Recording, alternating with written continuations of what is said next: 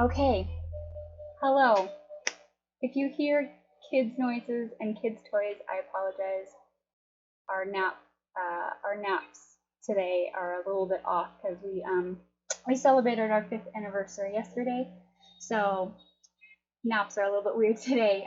So hello and welcome. I was gonna go through and say where everybody is, but I just deleted that stream. So welcome from all over. I know that people are still trickling in, so I'm going to wait a couple minutes for people to find the stream again. Hello, hello. Thank you. Thank you.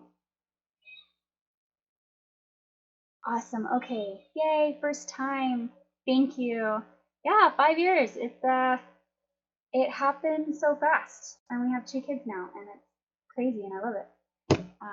But yeah, people from Georgia and England, and I heard Canada is in the house. There was a ton of people from Canada who said that they were here, and that's wonderful.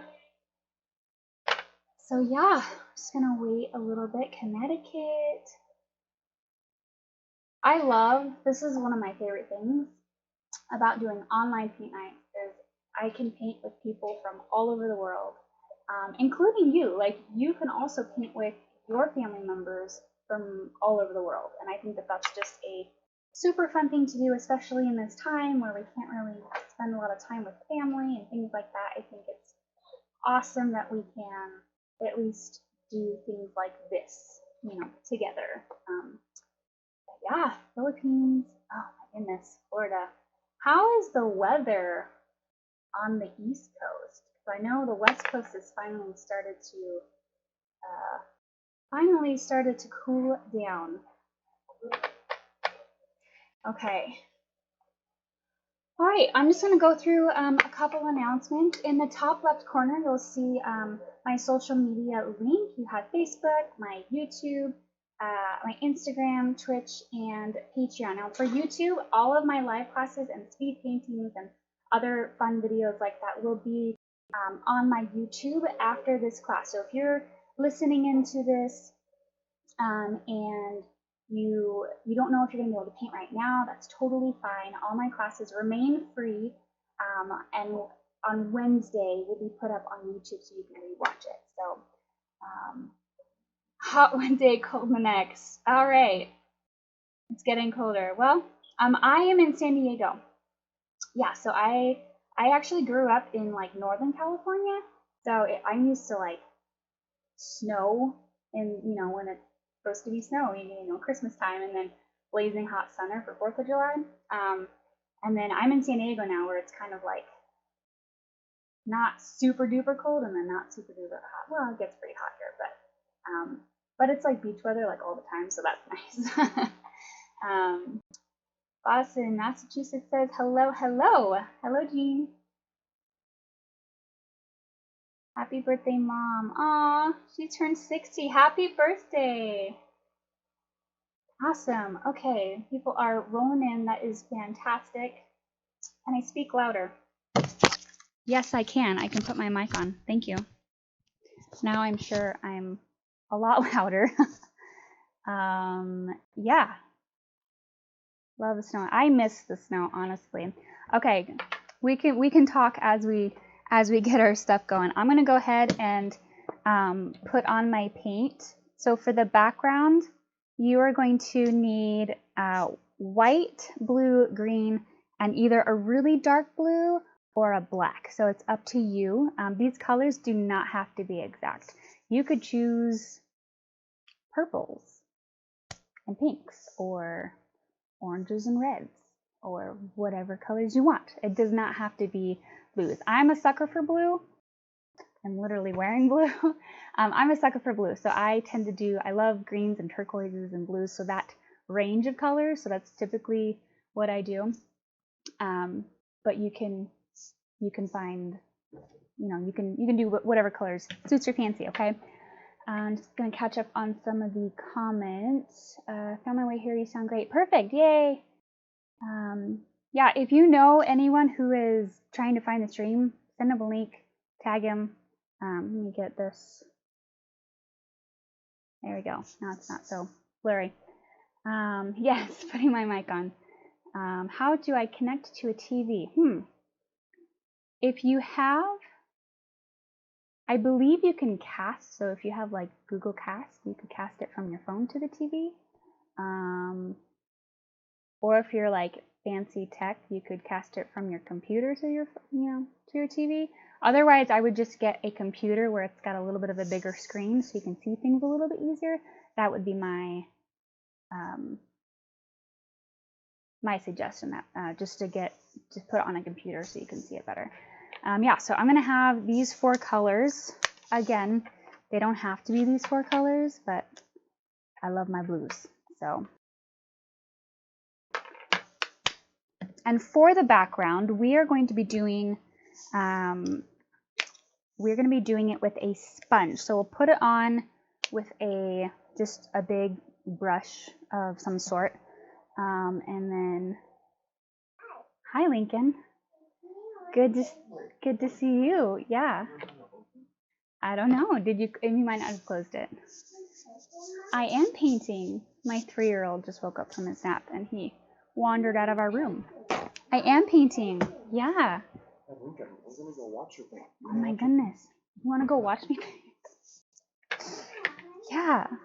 Usually they nap like from 4 to 6, but we were in a pool this morning and they got so tired.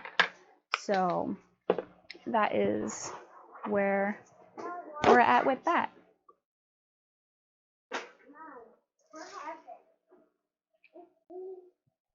All right, so we're gonna go ahead. So again, I have, can you do screen mirroring on the iPhone if you have a smart TV? I don't know.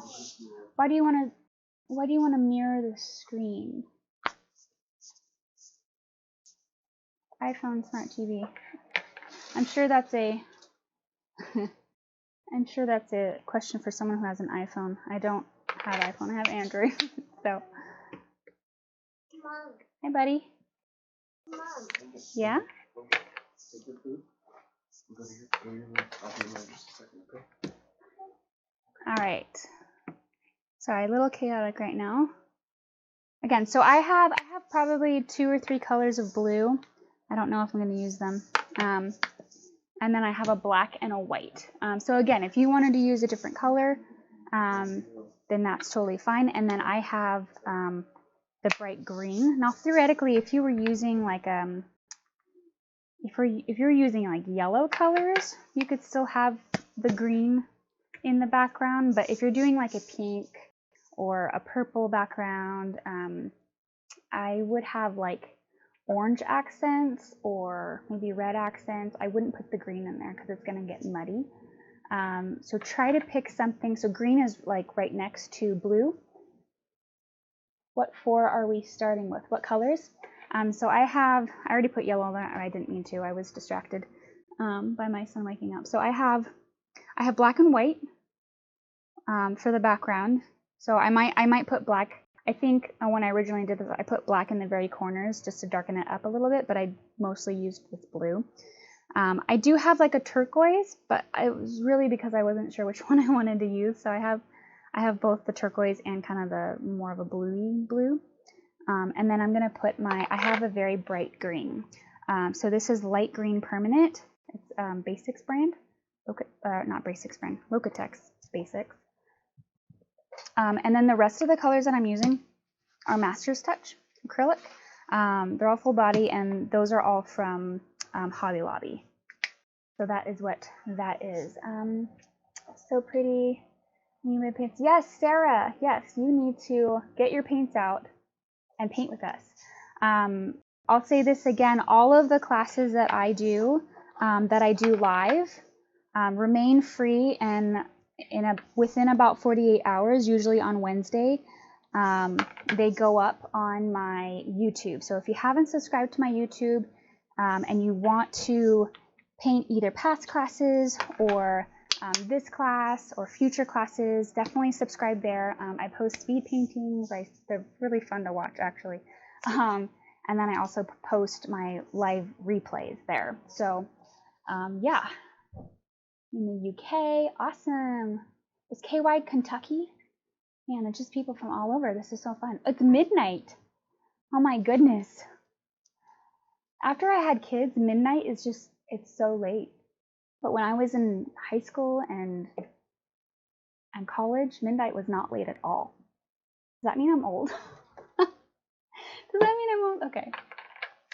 Taya says, I don't know if you can notify people on the original live post, but people are still hanging out there waiting for you. Okay. I will have my moderator do that, aka my sweet husband.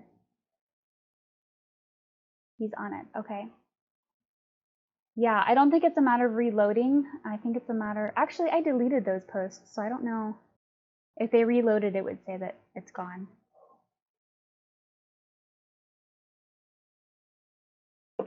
Australia. Wait, 12:20 p.m. Wait. Is it midnight there? Oh, wait. 7:20 p.m. Okay, we are 20 minutes into this class. But that's okay. This is a pretty... one of the things I loved about this class is that it is very simple. And you can spend as little or as much time on the flower as you want. The background is super simple. So we're just going to go ahead and get into it. I'm going to wait for my husband to post on there just to see if some others need to come over. But essentially, you're going to take your colors. We want it kind of lighter in the middle. And as we go up and down, it's going to get darker. So the first thing we're going to do is you're going to take I'm going to be using a filbert brush. So I have this kit that I've talked about before. It's a kit of either 18 or 15 brushes. I always forget how many are in there. But it's an array of brushes, and it's really nice to have. They're pretty good quality. I will leave a link in the description once this goes on YouTube. And yeah, I recommend it for the classes, and that way you'll be able to use exactly what I use. So this is the kit that I use. This is my college ceramic that I keep it in. And then I also keep like tape. The cool thing about it is that it comes with a palette knife and a handy dandy sponge. Now, if you do not have a sponge, you can kind of get by with a couple different things. You can get a makeup sponge. Some of those are a little bit smaller though, so you might need a couple. Plan to throw them away. Don't wash them out and use them. Throw them away after you're done. And then if you don't have any of those or you don't want to use those, you can get by with crumpling up some paper towels and using that. And I'll try to give the 15 brushes in the kit. Yes. Okay. So there's 15 brushes. I'll remember that. I think it's an 18-piece kit because it comes with like a really fancy like brush holder like thing like that it keeps it in. So you can keep all your brushes nice and in one place if you don't have like a holder like I do. And then it comes with the sponge and the palette knife. So that's what it is. It's an 18-piece kit, 15 brushes. Yeah, so if you don't have a sponge, I will show you how to do some of it with it's just crumpling up a paper towel. So that's kind of a fun thing. Okay, let's go ahead and get to it. So this is kind of a fun part. You're just going to take the paint and put it on there really loosely. And then we're going to go back with our sponge and we're going to move it around with the sponge. So looking at this, let me move this over. I think I kicked it. Okay. Hi from Wisconsin. Hello. Hello, Ashley from Australia. Hello, Kim. Hello, Michael. Francisco. Hi, Janet. All the people. Enrica. Amazon. Yes, it is an Amazon link. If you go to the link in the top corner, I have Linktree/Samantha Anderson Artist. In that link, the very bottom one is Art by Art Supplies, and I also have all the art supplies on my website. So that link will take you to my website, and I have all of the suggested materials that I use periodically in the class. This I use for all my classes because they're brushes. But then, with the exception of the actual paint, I've put a couple recommendations on there of different sizes depending on how much you paint and everything. So that's that. Yeah, so okay, let's go ahead and get started. So you're going to start by just putting your colors where you want them. So I'm going to have some white in the middle. And you don't need to rinse out your brush every time because this is all going to get blended together. So I'm going to put some white here. I'm going to put some green over here. See how loosely I'm doing this? It is all going to be blended in. I didn't get my brush wet. I'm just very abstractly putting on this paint. We are going to move it all with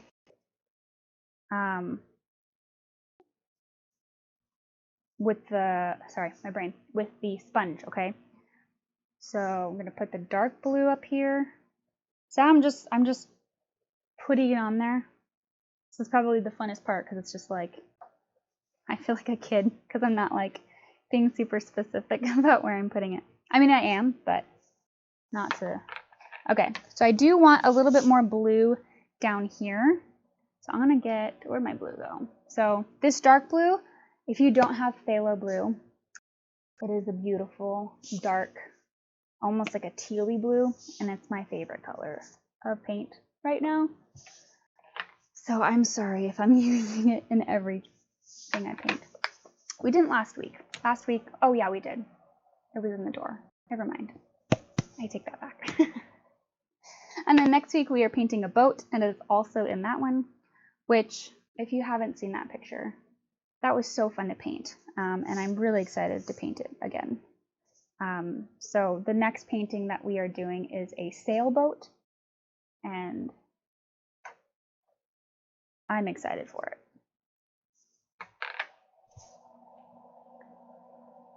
You are painting with me at 3:25 in the morning. Thank you. I don't know what to say to that. Thank you. I don't know about you, but whenever I'm doing something artsy, I tend to forget about time. Like, I just forget time exists. My husband can like attest to this. I will just forget. So I have to like put a time limit on stuff, which is why this is like, I try to keep it under 2 hours, or like around 2 hours, because I can spend all day on painting and not eat, not drink water, and I will just forget everything. So in college, I definitely stayed up too late doing art projects. So okay, so now you've gotten to this point, you're gonna go ahead and grab your sponge, and you're just gonna mix it all together. So I'm gonna start, let's see, I'm gonna start from the top. I'm gonna need more, I just realized. So you can put it straight on there, or you can do what I did, get more. The first time I did this, I just put it straight on there, and I had way too much paint, so I'm trying to avoid that. I had way too much paint, and it was really hard to work with because of how much paint was on the canvas.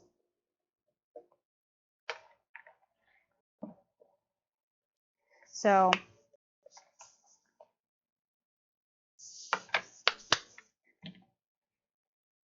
how long does this stay up? This will stay up for about 2 days, and then it's going to go over to my YouTube. So if you're not on my YouTube, go ahead and head over there, which you can find in the link on the top left.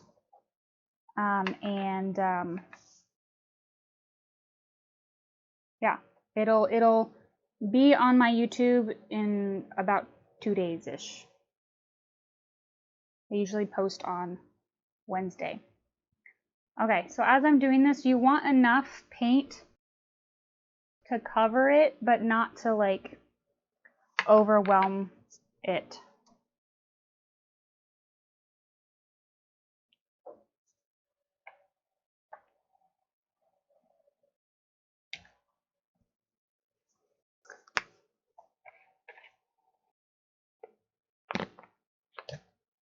And I know this looks really like weird right now and abstract, but I promise once we start putting on the other colors,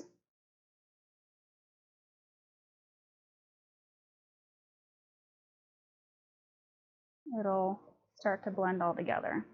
I'm gonna get some more green. I want some more green in here. I'm just kind of mixing it together. You can get a little bit of water if you want, but honestly,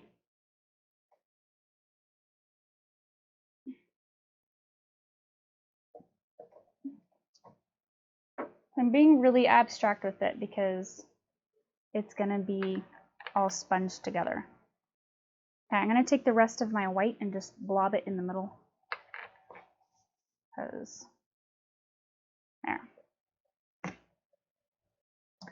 A little bit of brush care. When you're rinsing out your brush, make sure not to leave it in the water.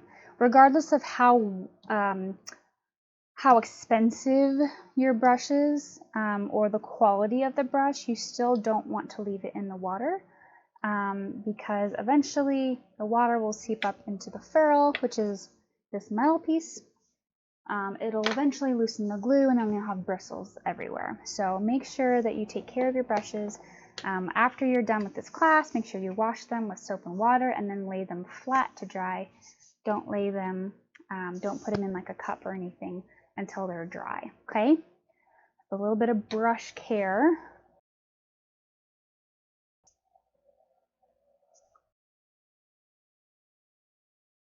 Okay, so now that we have this kind of here, either grab your sponge or your wadded up piece of paper towel. I almost said just a paper, but that wouldn't make sense. You're gonna grab and you're just gonna start pouncing.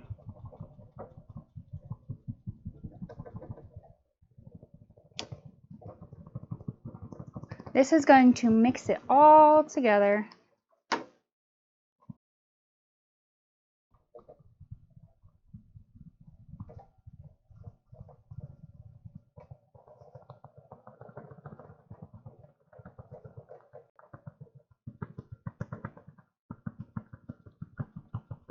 And I would suggest to kind of go from the middle and then move out. Like, so do all of the white part kind of first, because you're going to slowly start moving that color out. And if you go out and then move back in, you're going to pull that dark blue in, which is totally fine. You can do that, but you just want to be careful that you're not drowning out the white color that we already have in here. And you can always turn your sponge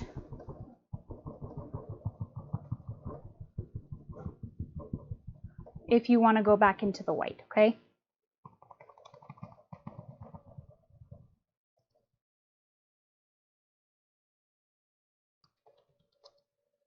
Don't forget to do the sides, tops, and bottoms. If you have like a panel or you're working on like a pad, which I tend to like doing that for anything practice. For my classes, I will paint a normal canvas for you guys. But if I'm doing extra classes on my Patreon or I'm doing extra practice, I'll just do a pad. Because a pad, like a canvas pad, they take up a fraction of the space. They're a fraction of the price. Super affordable. And honestly, they're not that much different. So yeah, I highly recommend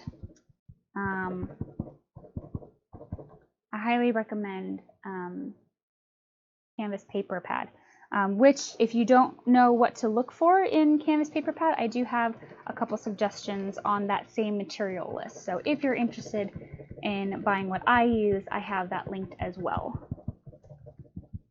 I don't know if you can see this. You might notice that when I'm bouncing on this, the canvas is moving a lot. That is primarily because this was my practice canvas, so I have the paper pad, like I was saying, but I end up instead of just painting on the paper pad, which you totally can do, I tape it to a normal canvas so that I have more of like a backing to it, and then I can just tear it off. It's usually for my videos and my speed painting. It just looks more aesthetically pleasing to have it like on a canvas, at least in my opinion. It's also just easier to use for. So anyway, so I've used this for like, I don't know, maybe 5 or 6 canvases, or like 5 or 6 paintings, so it's a little bit stretched out in the middle, so it's moving a lot. That's not normal. If you have a normally stretched canvas that you've never used before, it'll be a lot tighter than this. So I apologize for my canvas not being super tight, and it's moving everywhere.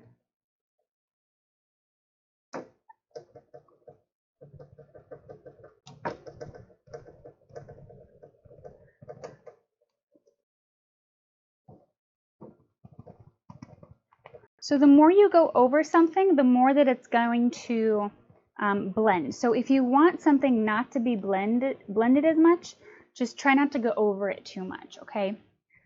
So I have this. I'm going to go to a place where it's a little bit cleaner on my sponge, and I'm going to go back over the middle portion of this.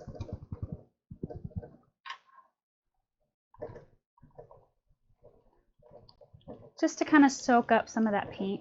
It's a little bit too wet for me. Okay, so now that you're at this point, you want to make sure that you do all the top, sides, and bottom. So for instance, I'm usually looking at my canvas from this side, so I will always forget the other side. So I'm going to go over on this side and paint that.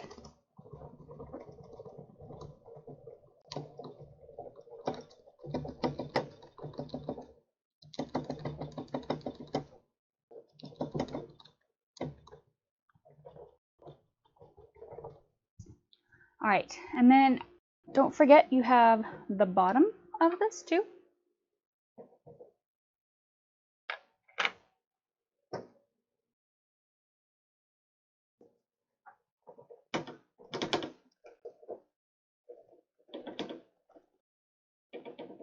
Okay, so at this point, the whole bottom of my canvas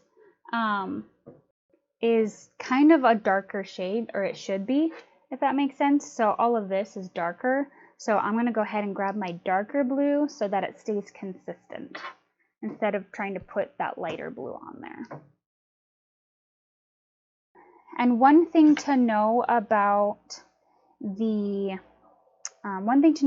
sponge, that as soon as you're done with it, you need to go rinse it off, which in my opinion is perfect because my hands always get like super messy when I'm using a sponge, so I want to go wash my hands anyways. So it does remind me that I need to wash my sponge too. This is very, very important for your sponge, because if you don't rinse it out and you wait till the end of class like you would a brush, it's kind of going to be ruined. So you'll need to rinse it out as soon as you're done with it, okay? So you'll see me kind of dip out a little bit in a bit so I can go clean that.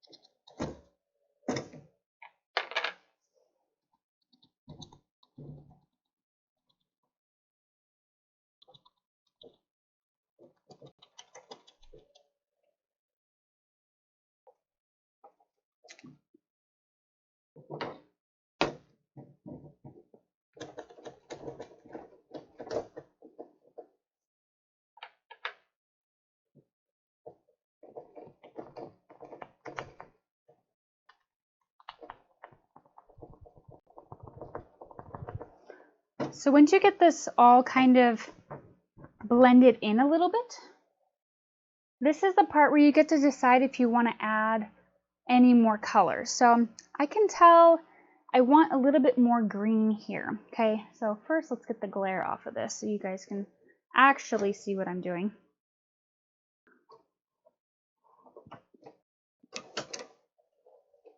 Let me pull this forward a little bit. Okay. The hard part about acrylics is that it does, there's always a glare. So sometimes it's hard to get that glare off. Because if the light is too low, then you can't see what I'm doing. If the light is too bright, then well, you can't see what I'm doing, so. All right, so once you get to this point, and you can kind of see what colors you want, you can put more. This is the point where you get to kind of add colors.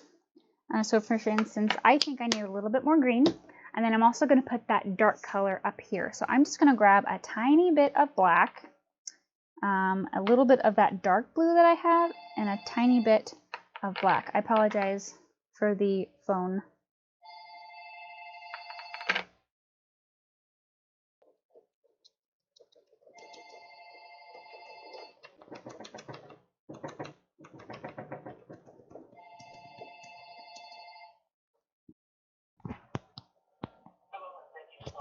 Give me 1 second.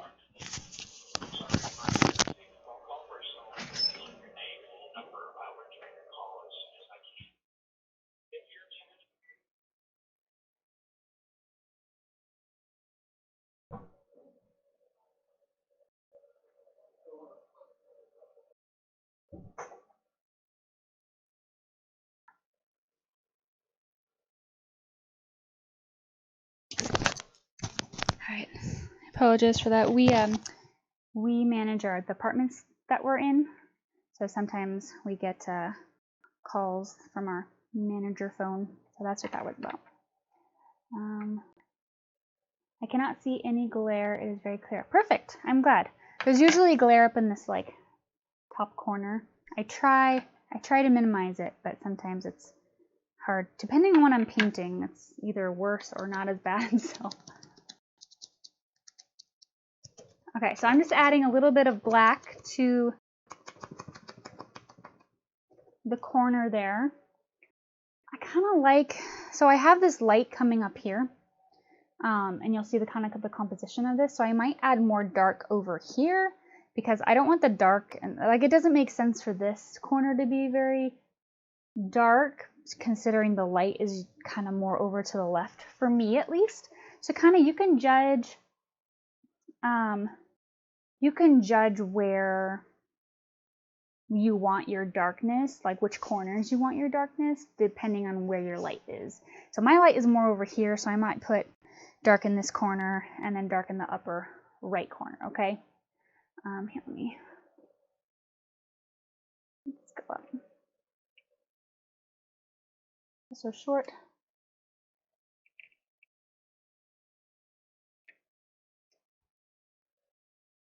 Okay, there we go. Okay, Janet says, struggling with low humidity. Painting is drying fast. Yes, if the paint is drying fast for you, just put more paint on there. It's like the more paint you have, the longer it takes to dry kind of thing.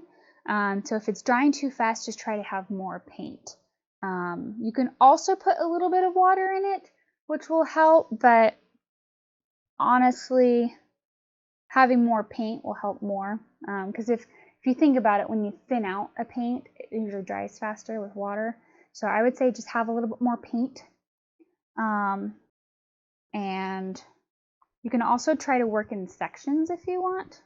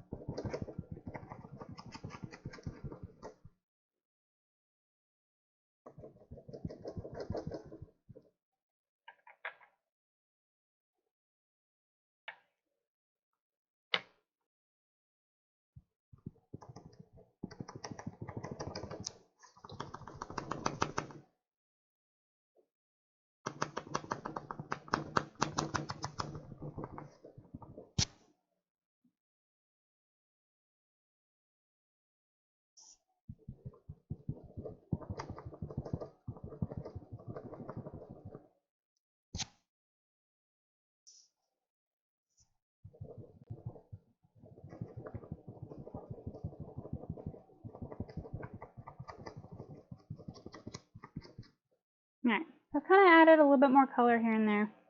I'm going to go, oh, I wanted to add a little bit more black. I'm going to add black to this top corner.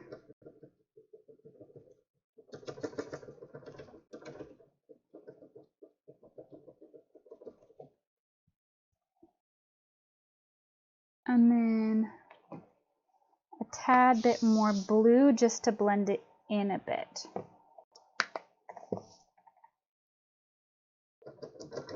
So I added black on the corner, and then I'm adding, let me pull this up a little bit. So I added black right here, and then I added blue in between it. I'm blending in the blue and blending that into the black.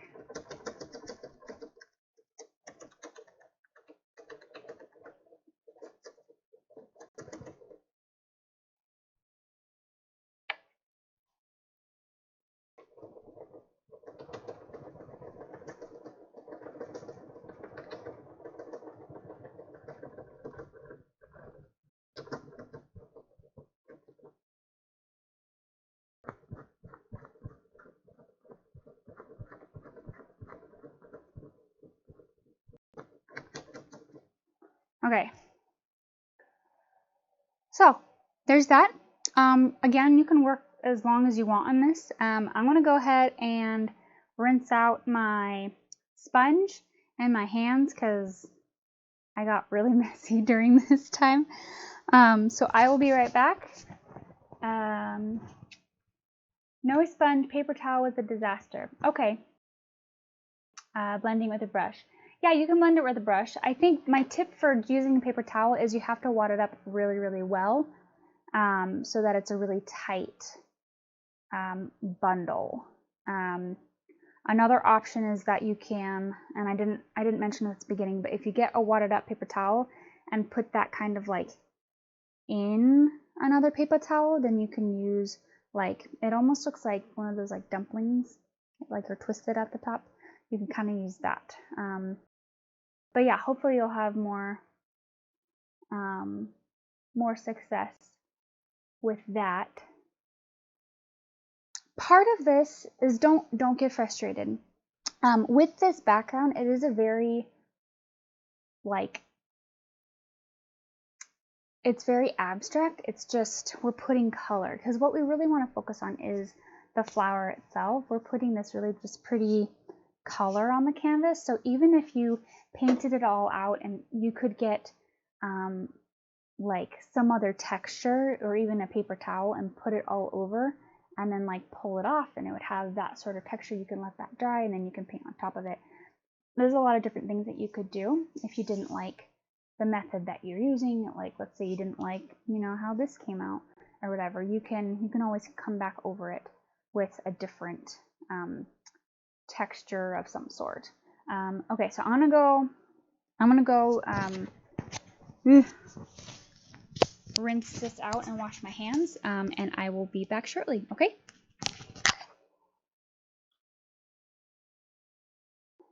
Alrighty, I am back. Hello. Alright, so I rinsed out my brush with soap and water. You do want to use soap because you want to make sure soap just helps get all of the nooks and crannies that are in a sponge. So I usually always do soap and water. I should say water and soap. Alright, so we do want to wait for this to dry a little bit. So while that's drying, first let me know where you're at. I do want to wait until, let me know when you are back from dry or from washing your hands and washing your sponge. And that'll give me a good idea of where everybody's at and when I can kind of move on. There's about, let's see, there's about 74 viewers, 75 viewers. So if you're all painting with me, that is fantastic. And that's exciting. I forgot to say this in the beginning, but if you have any questions about what I'm doing, how I'm doing it, if, for instance, I forget to say something, feel free to let me know. Sometimes it's not a matter of somebody misunderstanding something. I might not have said it. Or maybe I said it differently than how someone understood it. So I can repeat anything. This is a live class, so if you guys have questions, definitely let me know, and I'll be able to help you in the best way that I can. Okay, so I have 5 ready. I have another ready. Okay. So if you're here now, I'm going to wait for a couple more people. If you're here now and you love painting, and you are a super big fan of just all of the painting, I know quarantine has definitely done that to me. Feel free to check out my Patreon. So for my live classes, I have every other Monday, and then on the off weeks, I actually post kind of the same thing, except it's not live. I will release more painting content. So I'll release more classes.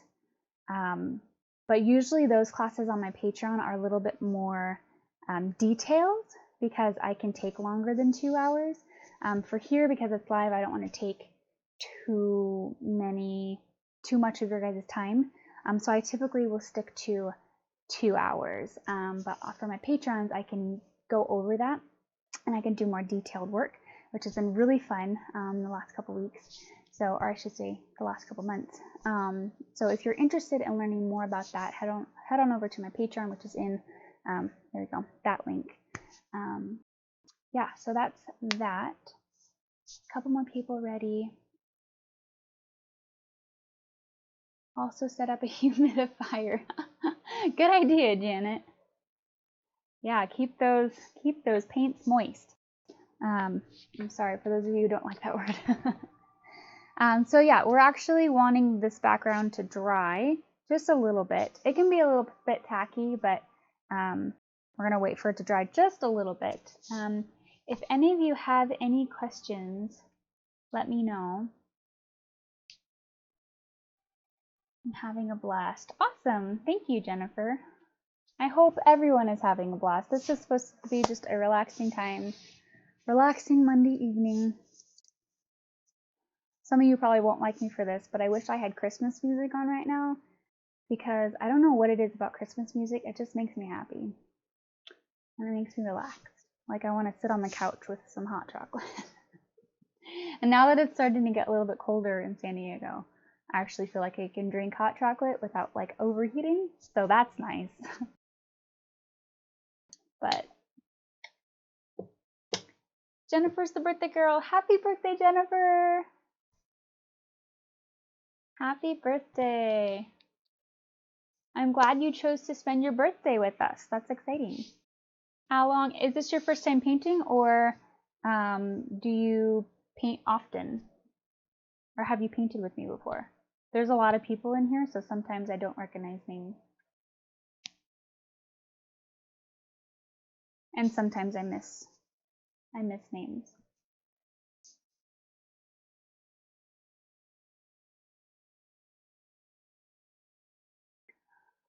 Okay. Yay. First time ever. Well, welcome. That's exciting.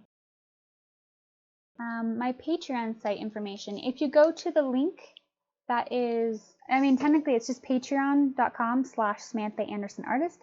But if you want like the exact link, you can go to the link tree that's in the corner, and that's where my YouTube is. That's where my Patreon, my Instagram, all of my links, my like media links are there, and you can read out about it. So, hello. Okay, so I'm seeing more people. First time painting. Awesome. Wow, we have a lot of first timers in here. Awesome. It's exciting. Yay. Okay. This is on the drier side, so hopefully we have more of you who are finished with your background. Please make sure to go rinse out your sponge if you haven't already, because it will ruin if you don't rinse it out. So I'm just going to say that one more time. Go rinse out your thing, your sponge, and we will be back. Okay, so for the let's see. For the daisy, there's a couple different ways that you can do this. The easiest way is I started with just the middle. Now, if you want it facing forward, if you want to, you can draw a very light circle that you can go by. If you're a little bit more ambitious, you don't have to do that circle, and you can just draw out all of your petals. Otherwise, I will show you how I did it, which may or may not be the how you want to do it, because this tends to make all of the petals the same, kind of the same size and the same shape, which nature tends to not be so perfect. I'm a little bit of a perfectionist, which I see now, and like I feel like all of my petals are kind of like they're all the same exact length and they all kind of look the same. But real live petals, they're not all the same. So this is actually a really fun design because you can, if not everything's the same shape, that's totally okay. So I will be using my little filbert. It's like a medium-sized filbert in the kit. I believe it is a number 8. If you're following along with that kit, it's a number 8 filbert. So I will be getting out new white because my white is tainted and practically all gone. So get new white. So essentially we are going to be doing 2 coats of all the petals. Now the first coat will be see-through, so don't worry about that. That's okay. This is why we're doing 2 coats. So the first coat, we're going to lay it on there. This is going to be the shape of the flower. Our second coat is where we get to put all the detail. So essentially, as we're doing this, as we're doing the second coat, we're going to be adding grays or like blue hints and things like that to create shadow to really give this white flower definition. Because sometimes it's hard to do white flowers because it's like, well, what color? Like it's white. How do I shade it, right? So we're going to be using kind of grays and blues to help give definition and contrast to the flower itself. Okay. So the first thing I'm going to do, the whole thing is going to be white, even the stamen. Yeah, it's called stamen. Even the stamen right now, because yellow, we're going to want to have something to put the yellow on, because yellow that goes straight on here, it's going to be super see-through and you're not going to even see it. So let me figure out where I want this real quick. And this flower can be bigger or smaller than the one I have in the picture. It does not have to be exactly what I painted. So this is your painting. I'm just giving you the tools to make it your own, okay? So I'm going to put it in the middle of the canvas this way. And if I cut my canvas in half down the middle this way, I'm going to put it in the middle over here, okay? So in the middle, maybe a little bit higher than the middle, kind of right here. Ish? Sure, yeah.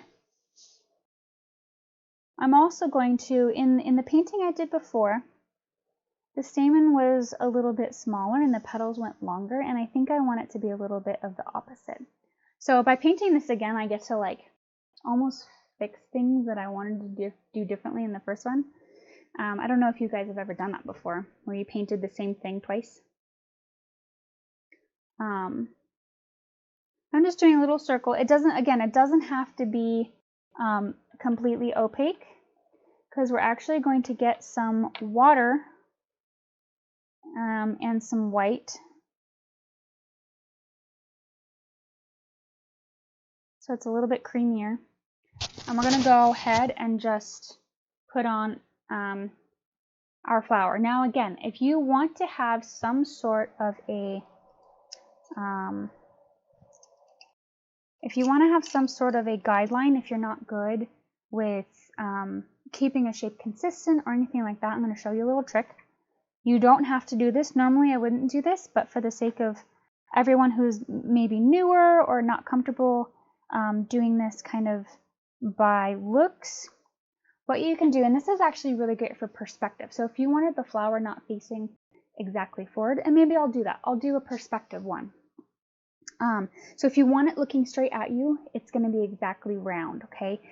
Every side of this is going to be the same distance from the middle of the flower so that it's looking directly at you. If you want it looking maybe towards me over here rather than directly at the camera, you're going to move the circle. Does that make sense?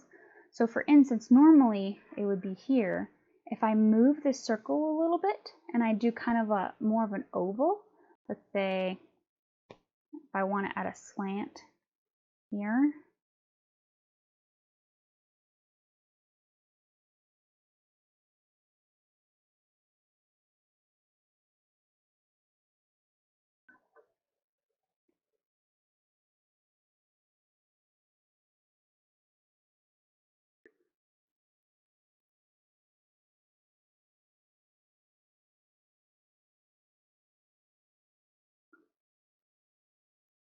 so it's a little bit of an oval. So now you could see if all of my petals come out to this line, they'll go a little bit past this line. But if all my petals come out to that line, you'll see how it's going to be a little bit turned, right? And you don't have to do this. I want to give ideas for an inspiration for you to make it your own, okay? So if you want it, again, if you want it exactly like the way I painted it, you can have it all exactly the same length in every direction, okay? So that's how you're going to do it. And you don't have to do the circle, but for some it's helpful. So I wanted to give that option for you guys, okay? If you want it looking to the side, you can make it shorter, kind of squish the circle a little bit and move it a little bit up or to the diagonal, okay? So I'll show you what I mean by this. So now, when I come here and I start painting in, I'm going to go a little bit past the circle so that everywhere where they connect, it's going to cover that up.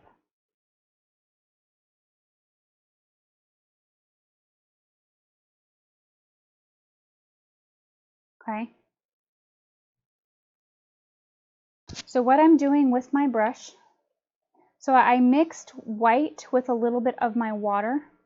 My water is like a tad bit blue, so it did taint the white just a tad bit. I might go get new water. But let me just finish this thought. You make it a little bit waterier so it goes on. It's okay if this first bit is a little bit more see-through. That's totally fine because we're going to go over it. So as you go,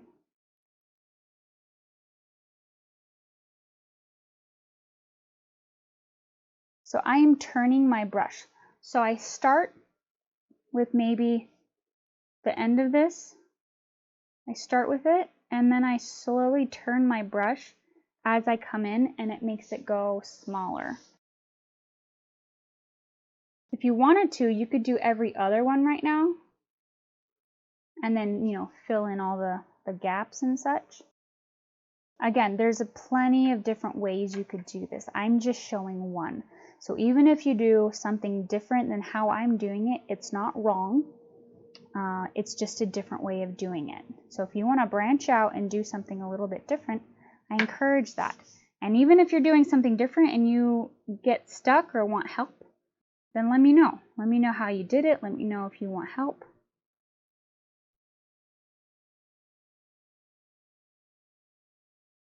So you'll see I'm slowly turning it.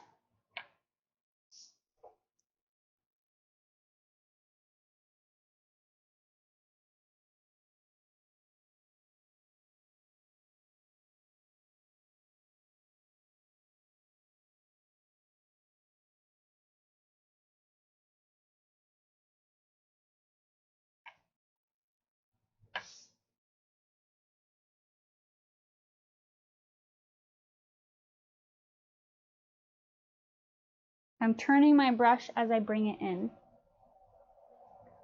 How big do you know to make your oval? As big as you want it. So know that for this, I go a little bit further than where my oval is. So I know that my flower is going to be a little bit bigger than my oval. Does that make sense?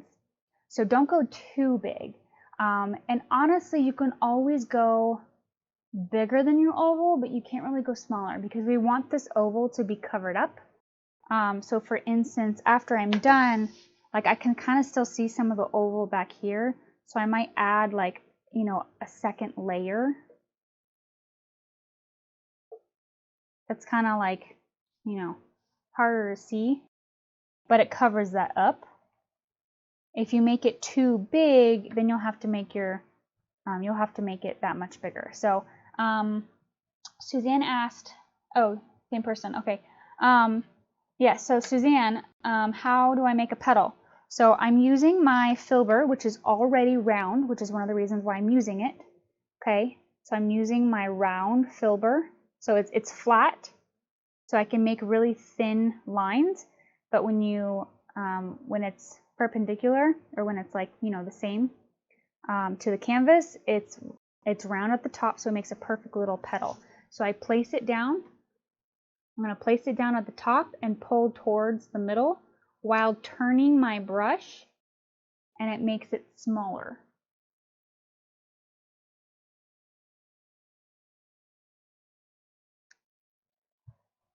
Like that.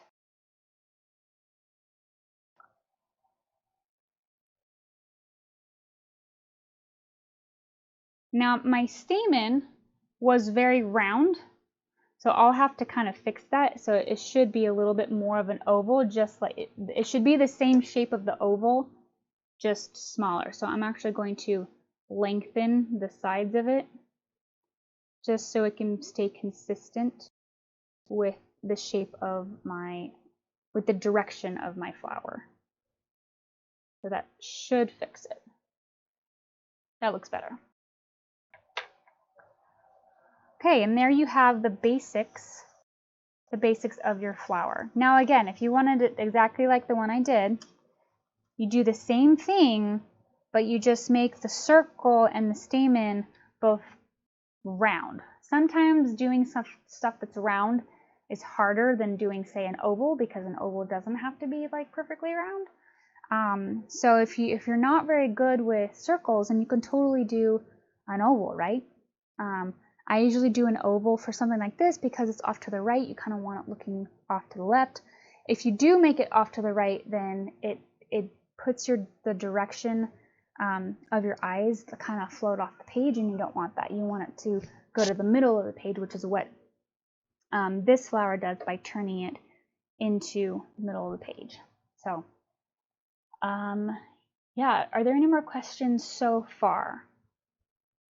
Hopefully that was easy. And I actually like how this is turning out better than the one I did.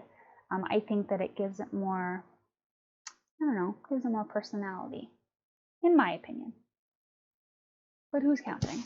Okay, so once you get to that, we're going to go ahead and mix up. First, go ahead and rinse out your filbert.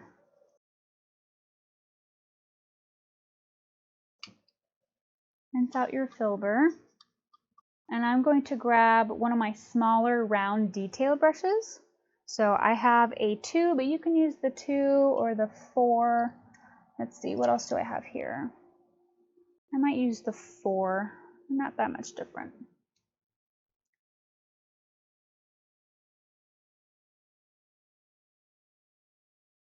Let's see. There we go. Let me focus it. Okay, so what we're going to do now is you're going to get some white. You're going to get some white.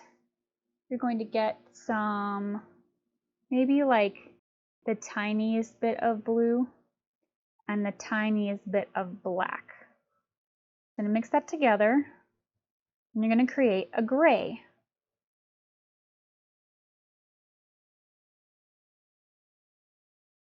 It's a pretty light gray, depending on how much. Whoop! I just painted the inside of my hand. But it didn't fall on the ground, which is what I was trying not to happen. Okay. So you have this. Put a little bit of water in it. So again, I have white a tad bit of blue, of my dark blue, and a tad bit of black. And then I have my gray. Before we move on to that though, I am going to go ahead and paint the stamen real quick. Just a layer of, we're going to put like probably, I don't know, 2 or 3 more coats on the stamen. So I'm just going to color this. See how light it is? That's why we're doing a couple coats. And mine's a bright yellow. You can add like a tiny bit of red or orange or even brown to yours to make it a little bit of a warmer yellow. Once I put on another coat, it will be darker. It won't be as like, because the white is under it, it's a little bit more, oh, what's the word? Like Easter egg color. My brain, I don't remember what it is. But it is very light right now, so it's been a long day. I apologize.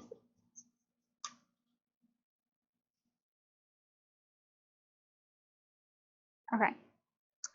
So once you got that, we got our light color, or sorry, our light gray color.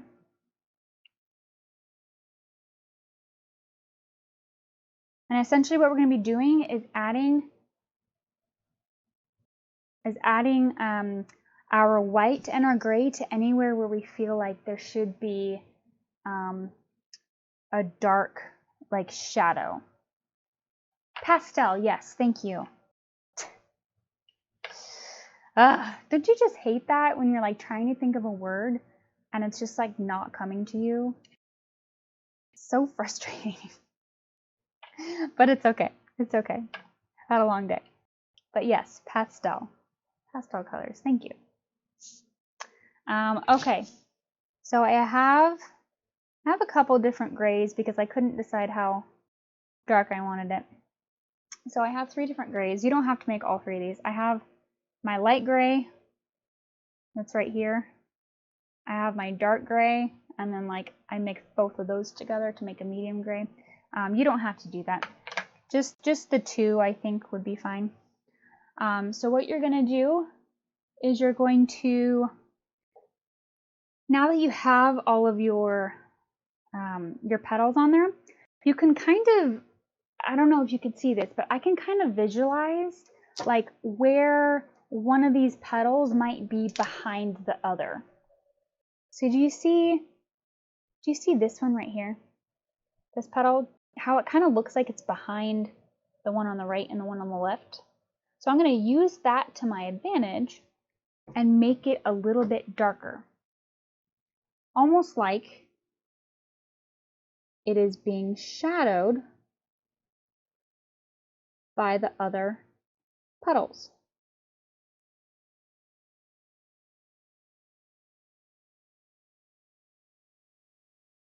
And you can add white to the top of it. Maybe the sun is hitting it at the top, and then as you go down, it blends into the gray that you just put on there, and it's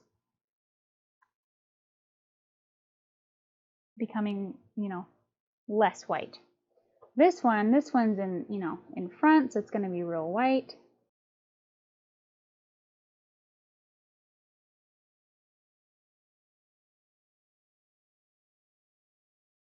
And then you can add darkness, again, wherever there's going to be a shadow.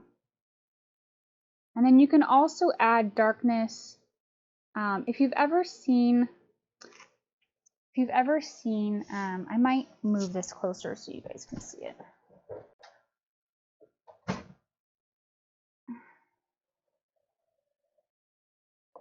Okay, I'm going to move this closer so y'all can see what I'm doing. That makes sense? Okay. you see this? Okay, there we go. So right here, this one, it's going to be darker right here on the right side. Maybe it has a little indent. If you've ever seen daisies, they're not like super flat petals. They kind of have like little ripples in them, which create fun little patterns. So if you create it white and then you add a little bit of a line, you can blend that in and go from there. And you can always come back and fix a certain petal if it looks out of place. So just start and go around, and then you can always come back. So I'm going to move on to this one. Let's see. I'll move on to this one. I'm going to paint it white, just this part. And I can tell that this one is coming out in the middle of nowhere and overshadowing the ones behind it. So I'm going to take a little bit of my gray, and I'm going to almost outline it. But I'm outlining like the shadow where it is on the one behind it. And I'm going to add those other lines. So you're essentially just adding definition as your second layer.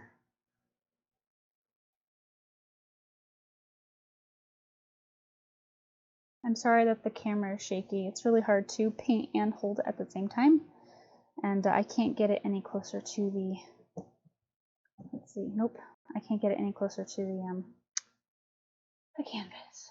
So hopefully this isn't, if this like is making anybody motion sickness, please let me know and I will put it back on its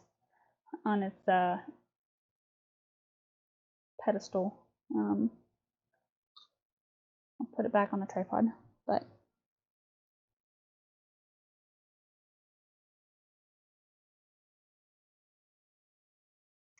so because this one right here is in the front, I'm going to do this one first, okay? So I'm going to take some white, fill in the top part, the part that's probably, you know, in my head it's in the sun or it's in the light. So I'm going to fill that in. And then once I get down here where it's kind of poking out from behind, I'm going to grab my darker color and kind of outline it if you want.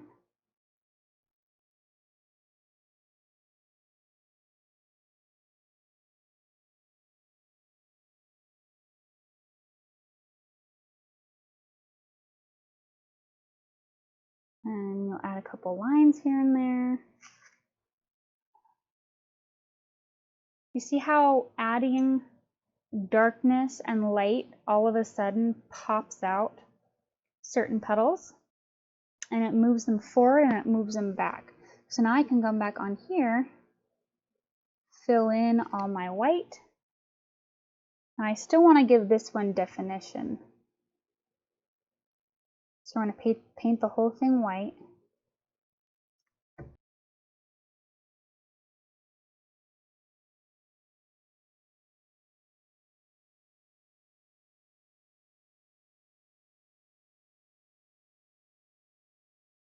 And then we're going to come back in, and sometimes you can imagine the petal having little grooves in it.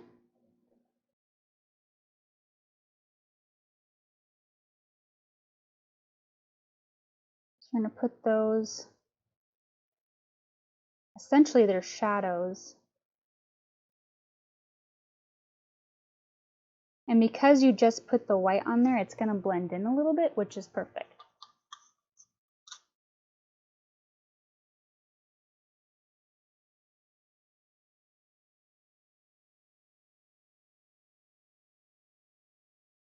So as you can see, you're just going to do that section.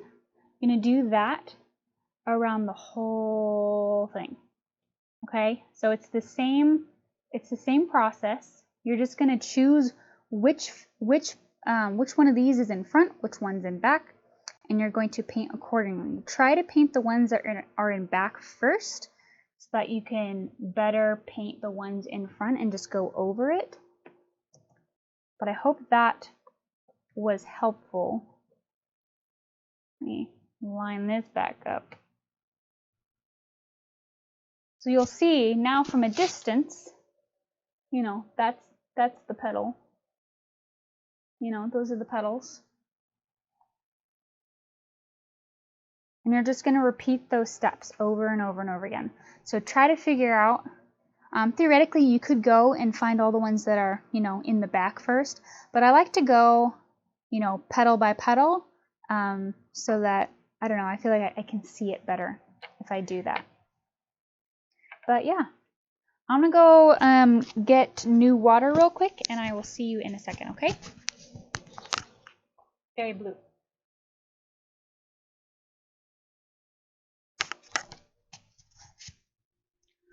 All right, hello, I'm back. If you have really dirty water at this point, you will want to go and change it out for new water, because we are painting with mostly white. And if you do have some pretty tainted water from, you know, the background and it's blue, it'll just be better if you change it out, okay? So I actually really like the way that these petals came out, much better than my first one. So at this point, I'm really happy with it. So I'm just gonna go ahead and pretend that there's Christmas music and relax. I can't have it on the stream for like copyright reasons, but if you want to put on whatever music you want to put on, do that. And yeah, we're gonna continue painting together. And again, I'll be looking at the stream every once in a while to see if you guys have questions. And if at any point you want me to show you again what I'm doing, or any of the processes, or if you have other questions about my YouTube or Instagram or Patreon, just let me know. I can either paint in silence with you, or I can talk your ear off. So it's up to you, okay? But I tend to usually paint in silence, so if you don't have any questions, I will probably be pretty silent.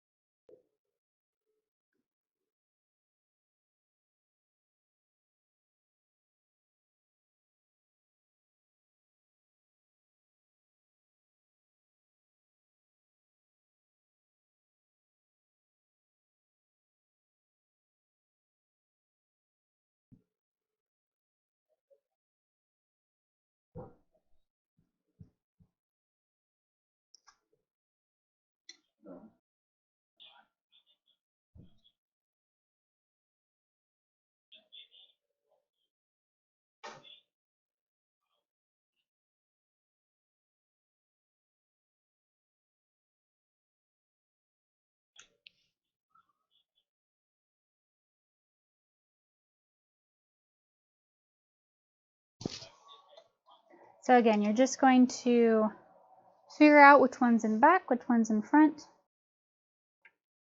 and go from there.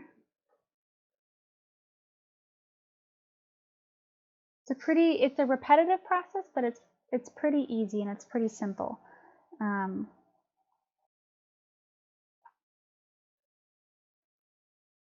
remember that you can always add to or fix anything when you're done. Like something might look okay when you're doing it, but then, you know, once you're done, you're looking at the overall picture, and it's like maybe you needed a little bit more light here or a little bit less light here.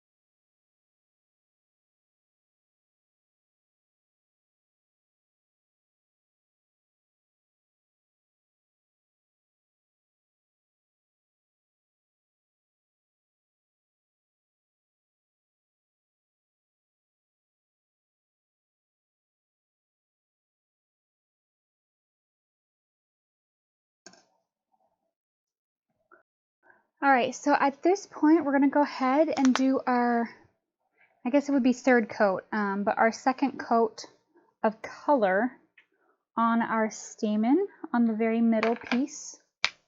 So for this part, I'm going to go ahead and grab my yellow and a tiny bit of red, okay? So this is just to make this yellow warm up a bit. Because the yellow that I have, it's a yellow medium, and it's very, very elementary yellow. The stamen, however, does have a touch of warmth to it. So I'm just going to add a touch of yellow, or I mean a touch of red to this.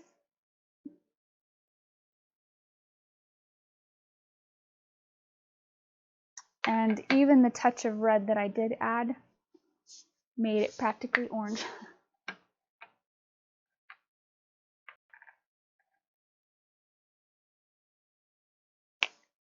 Okay, Susan, let me go ahead and read this.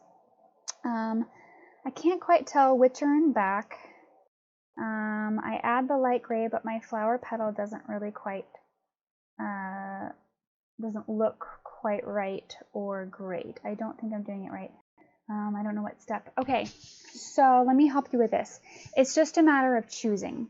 So I kind of go by, you know, one in front, one in back, one in front, one in back. If they overlap. If they don't overlap, then you can kind of have them both in front, if that makes sense.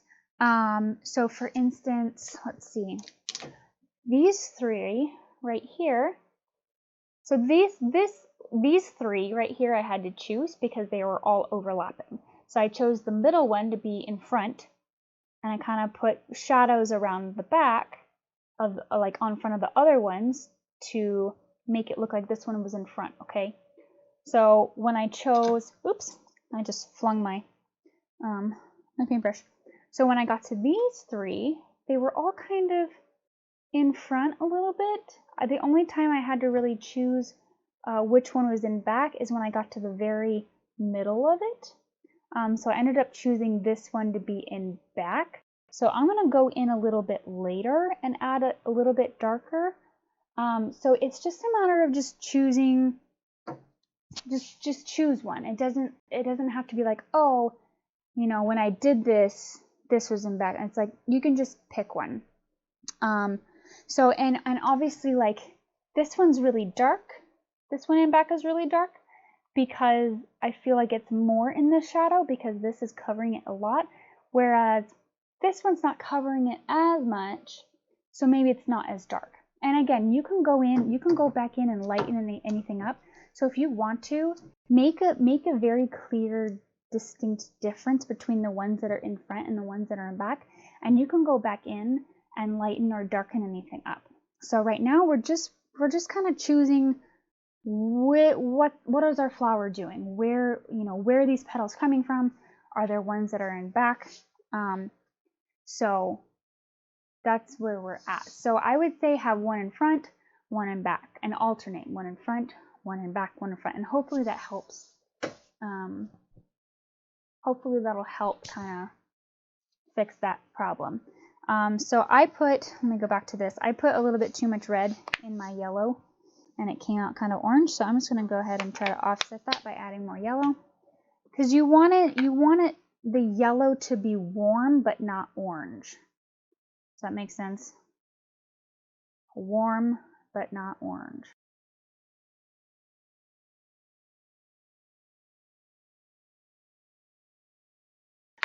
Okay, so I'm going to go in and color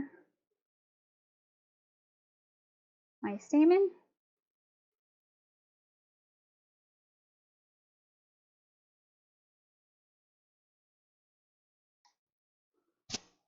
A little bit warmer.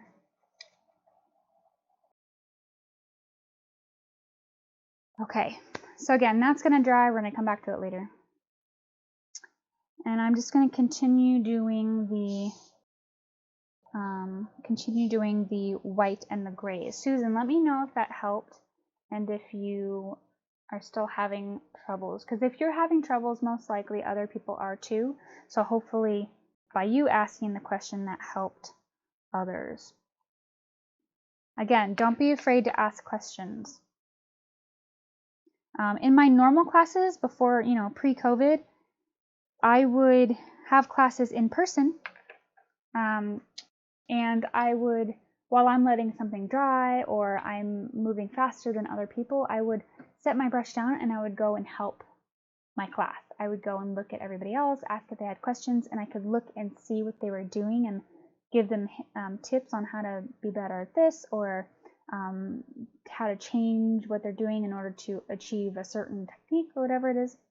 I can't do that in this class because I can't see what you're doing. So the best way for me to help you is for you to ask questions. Now, if you're watching the replay and you have questions, feel free to still ask them in the comments. I can't guarantee that I'll be online to answer it, but I definitely will. I'll get to it as soon as I can, and if you're still painting, maybe it'll still help, or somebody else in the community will know the answer and they can help you as well. So definitely ask questions. It'll help.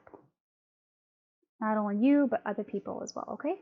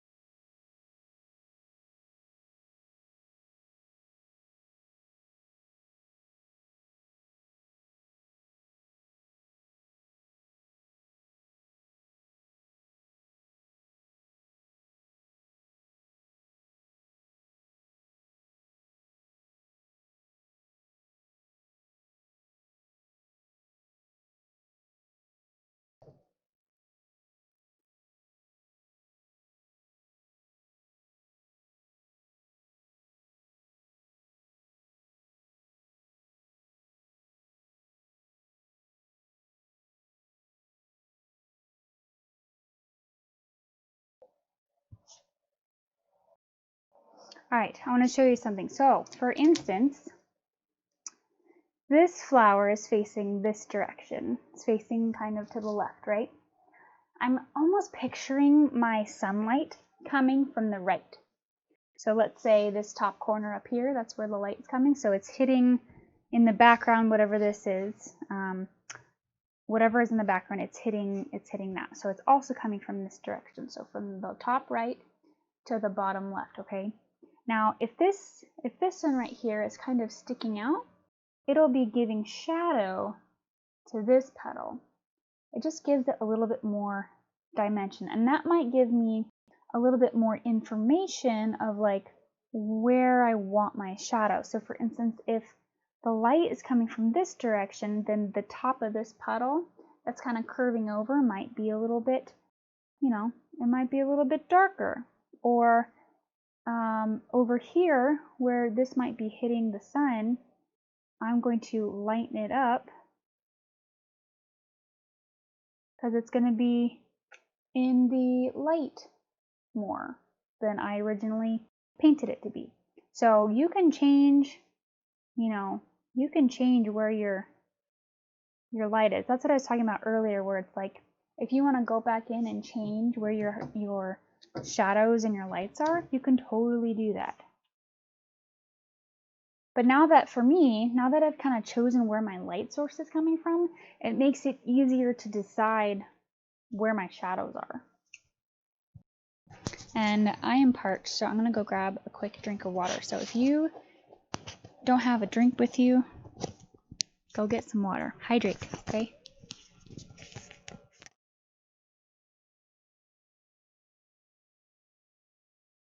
All right, so I got my water. Stay hydrated. All right. So again, we're just working our way around. I have about half of it done.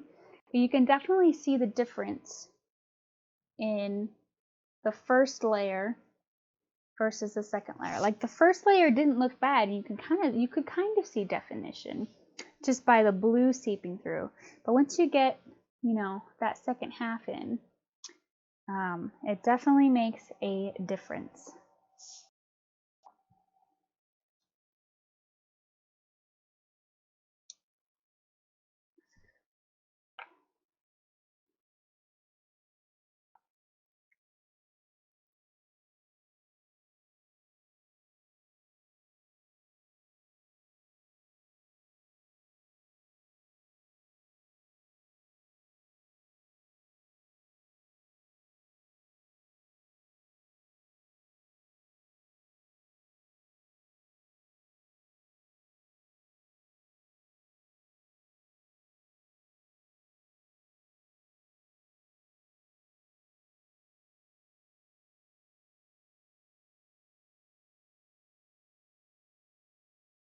How do we do the shadow in the middle of the flower again with the yellow? I haven't done any shadow yet. That's actually the last thing that we're going to do, so you haven't missed anything.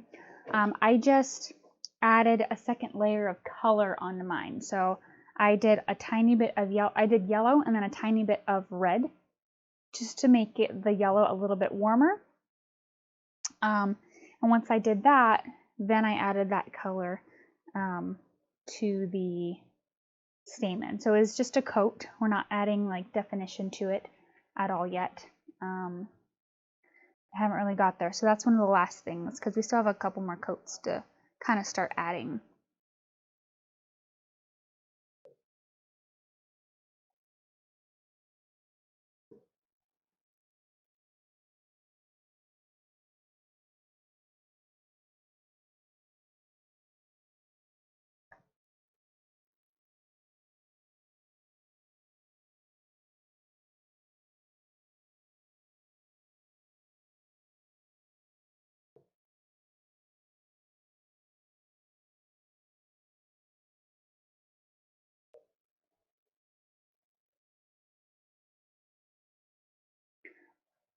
So let me show you this real quick. Let me get my hands out of there. I have this one, and then I have a little petal back here, kind of in between there. Okay. I missed when and where and why you put the blue in. I put a tad bit blue. Are you talking about the background, Susan? Are you talking about the blue that I put in a little bit of the darker color that we're using?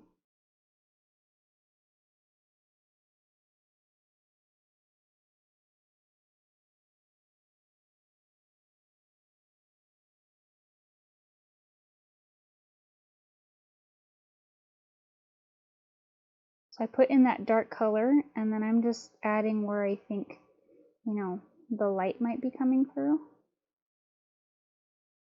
Rinsing out my brush.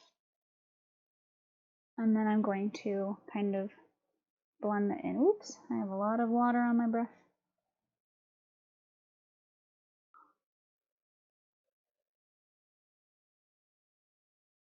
I'm just blending that together with water. I am going to add a little bit more white blue in the flower petal or shadow. So that was just, I had white and then I added a little bit of blue and a little bit of white, or sorry, a little bit of blue and a little bit of black. That was all that was. And honestly, it was optional. I think it just added more of like a cool tone to it.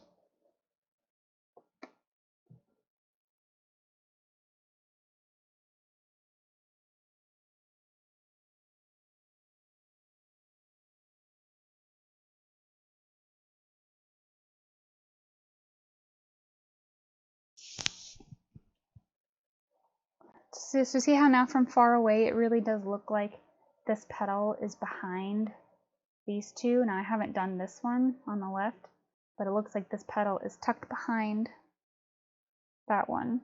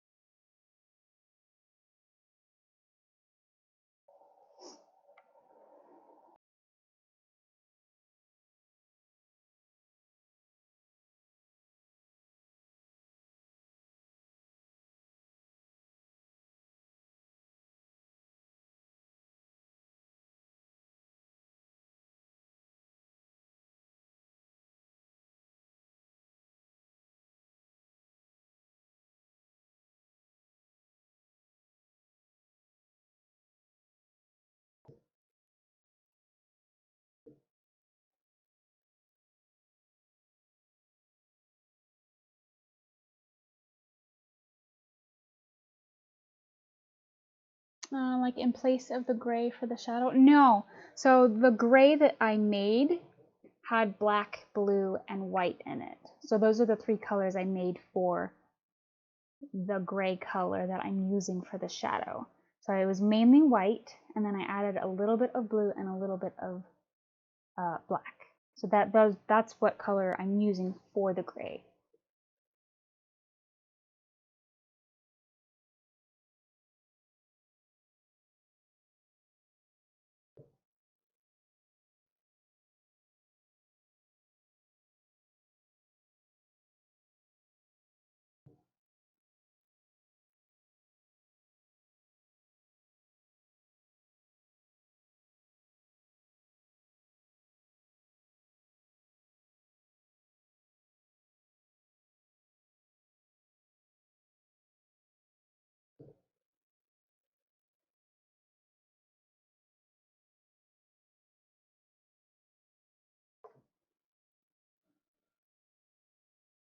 Hopefully that answers your question, Susan.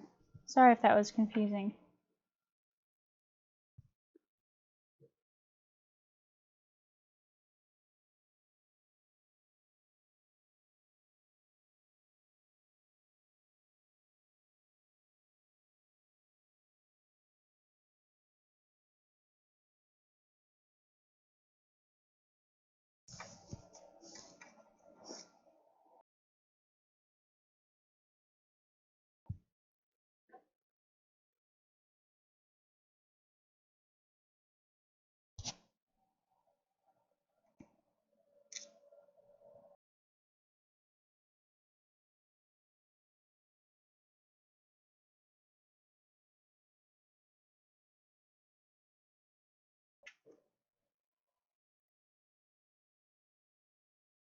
So again, if you have any questions, let me know.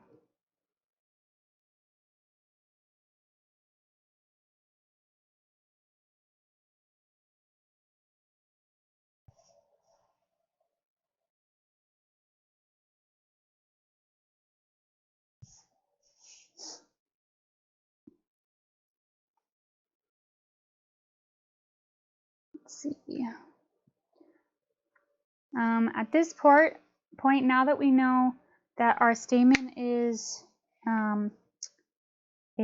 dry, If you have a little bit of brown, you can use brown. If you don't, you can use black. It's totally fine. I would add your yellowish, I would add like a tiny bit of black. And when I say a tiny bit, I mean like the smallest amount of black that you can get on your brush to your yellow to kind of make a brown with it. So what you're going to do is you're going to get a little bit of that yellowy, that warm yellow color.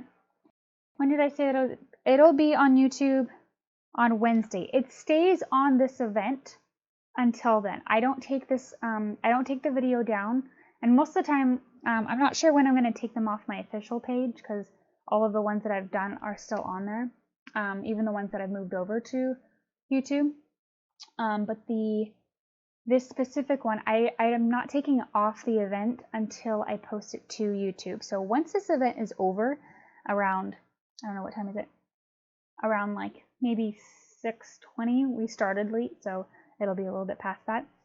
Once it's done, once it's over, you can actually watch it like right after we're done. So if you're not done yet and you need to kind of make it go back so you can catch up, I know Janet Anderson does that a couple times. I know that a few other people like doing that.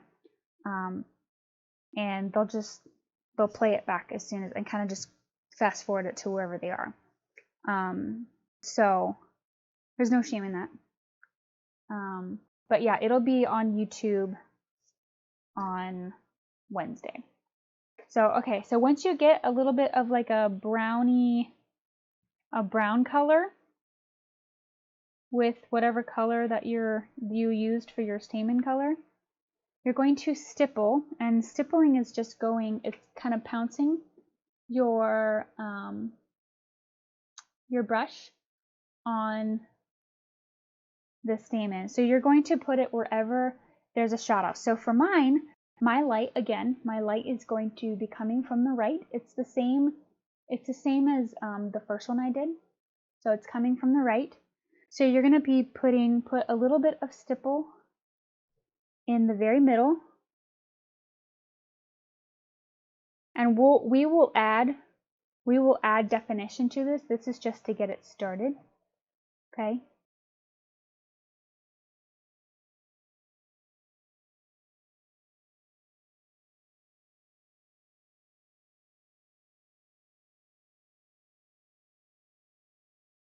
And then you're going to add it on the opposite side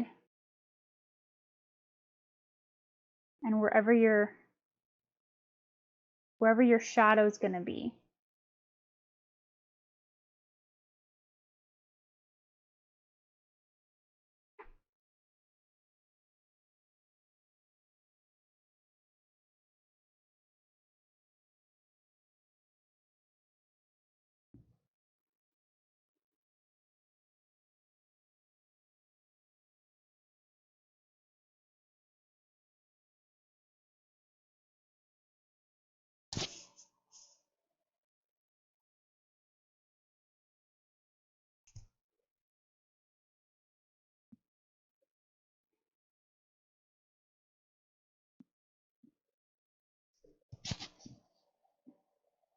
We'll be adding a couple layers to this, so just try not to overwork it.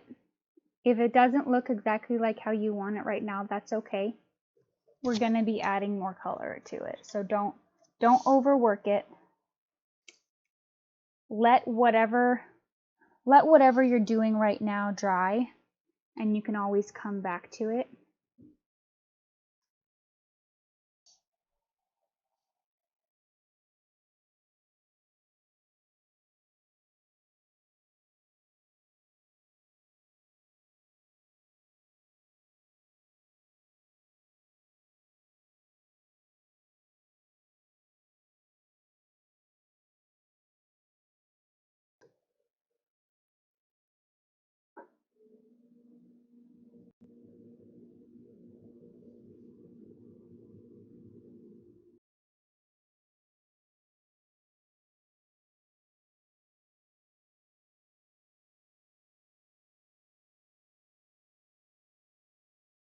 Alright, so I'm going to leave that steaming for right now. I'm going to kind of fix it when I get back.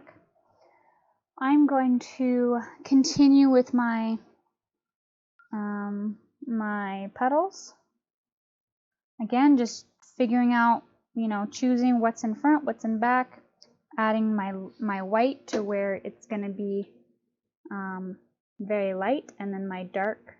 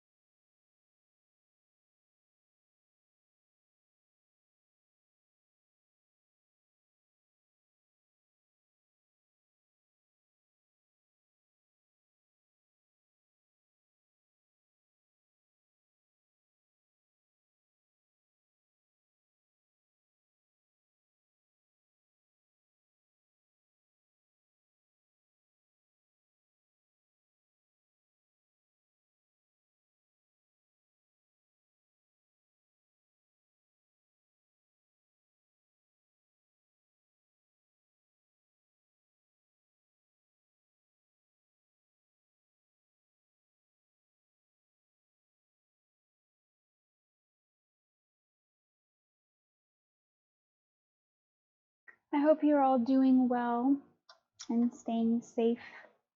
I know that in San Diego, we just went back into the purple tier, which is, well, it didn't really change much for us, except that we can't do certain things with our family or our church family or anything like that. But hopefully this means that the vaccine will come out sooner. But hopefully you're all staying safe, and yeah. I imagine, who of you have started painting because of quarantine? Let me ask that. That'll be kind of a fun thing. Comment below if you started painting because of quarantine.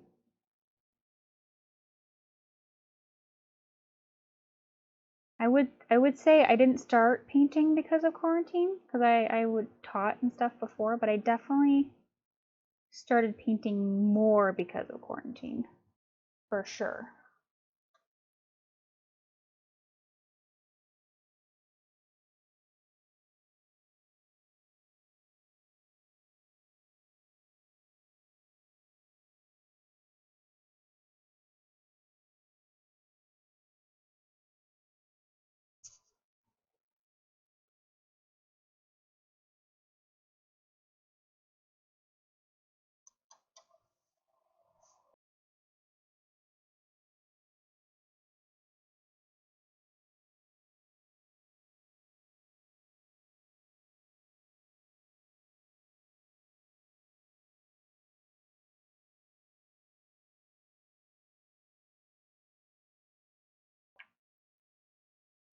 I started because I lost my job during quarantine. Okay. What did you do before?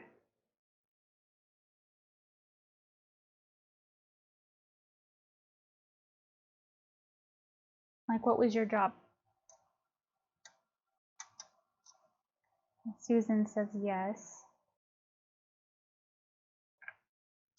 Rula says, I painted before COVID, but after COVID, I paint every day. I definitely improved my skills. Yes, painting every day, even painting once a week,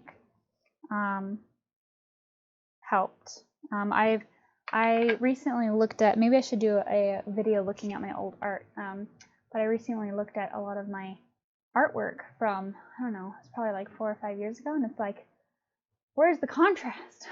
Where's the highlight? Where's all these things? And it's like, wow, I remember teaching this and being proud of it, and then I look back and it's like, wait, this is so dull. So definitely. Cheryl says, this is my first time painting a flower. Cool. Worked at an insurance firm. Okay. Suzanne says, painting more due to retirement and quarantine. Yay, retirement. Is this like what you wanted, or is it like, I'm sad I'm retired? You've painted some before. Okay. Cecile says, love how it is so much more 3D with shading. Yes. Isn't that fun? Much more lifelike in your example. It is. I feel like, again, I mean, it's one of those things when you paint something again, you get to fix things that you didn't think of before or even like try out. So when I did this before, I had like an example that I was kind of going by, and I think I was distracted that day. But even then, like, I was proud of it, but I knew that there were things that I wanted to do differently. I honestly think that having the flower looking in a different direction creates so much more interest and so much more lifelike.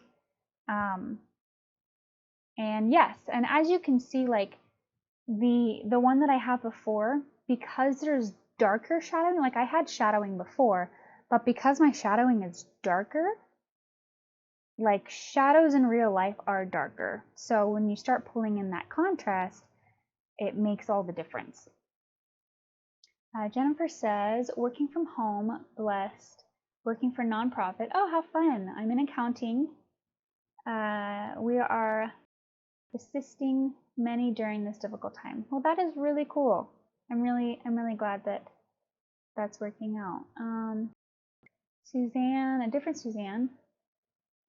Retired Suzanne says, what I want. Okay, so you're retired because that's what you wanted. And I'm traveling more. Okay. Well, I'm glad that you're able to relax and paint while you're retired. Angela says, I miss painting when classes were canceled. Yeah. It was great to find folks online. Yes. Yeah, I used to teach bi-weekly at a coffee shop in La Mesa, at Brew Coffee Spot. I know some of you have painted with me there before, and I was so sad when we had to. I remember our last class was inside, and it was mostly with people who had worked there, so I didn't end up canceling it because they like let me in and stuff. But it was like in March, amidst the time that everything was shutting down, like Disney was being closed and the NBA was being closed and sports were being canceled, and everything was like, everybody was freaking out. And that was like I think that happened on like Friday or Saturday, and then I had that paint night that Monday. So it was still in the midst of like figuring out everything. So I was still able to have it, but I remember feeling like, oh, this is going to be the last paint night for a while, for like a few months. And now it's like, well, it's been a few months, but you know, whatever, we're here. We're here online, and it's honestly been one of the best things because I get to paint with all of you, and I never would have imagined doing something online. Now, granted, I definitely miss the in-person contact, obviously. I probably won't ever stop doing online paint nights, maybe. We'll see how it takes us. But when I start that up again, I did do one last month, and everybody was masked and social distance, but with San Diego going back in the purple tier, I didn't know how I was going to do. So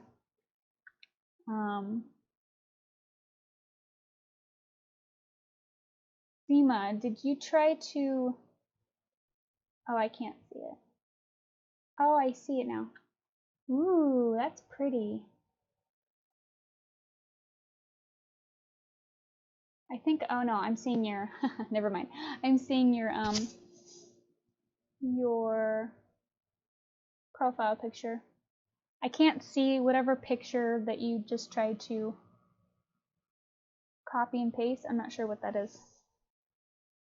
Maybe others can see it. I can't see it on the stream though.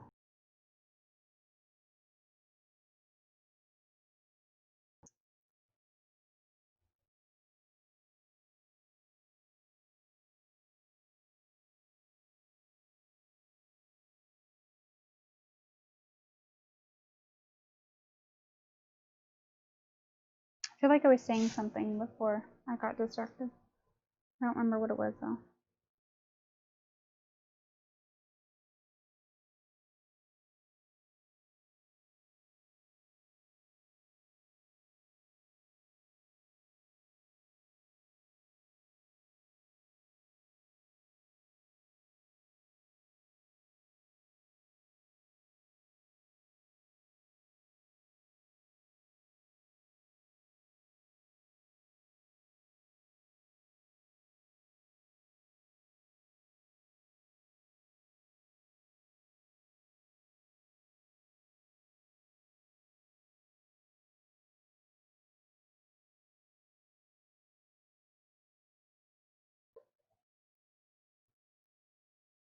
I'm not able to upload.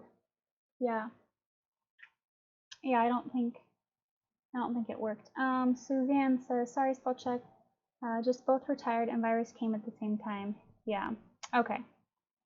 Had planned long before. Love the learning new styles. Yeah. I'm in the process of learning watercolor. One, because I just recently, I found a couple artists on YouTube that I love. Just the whole, I've never been a fan of watercolor because I couldn't figure it out.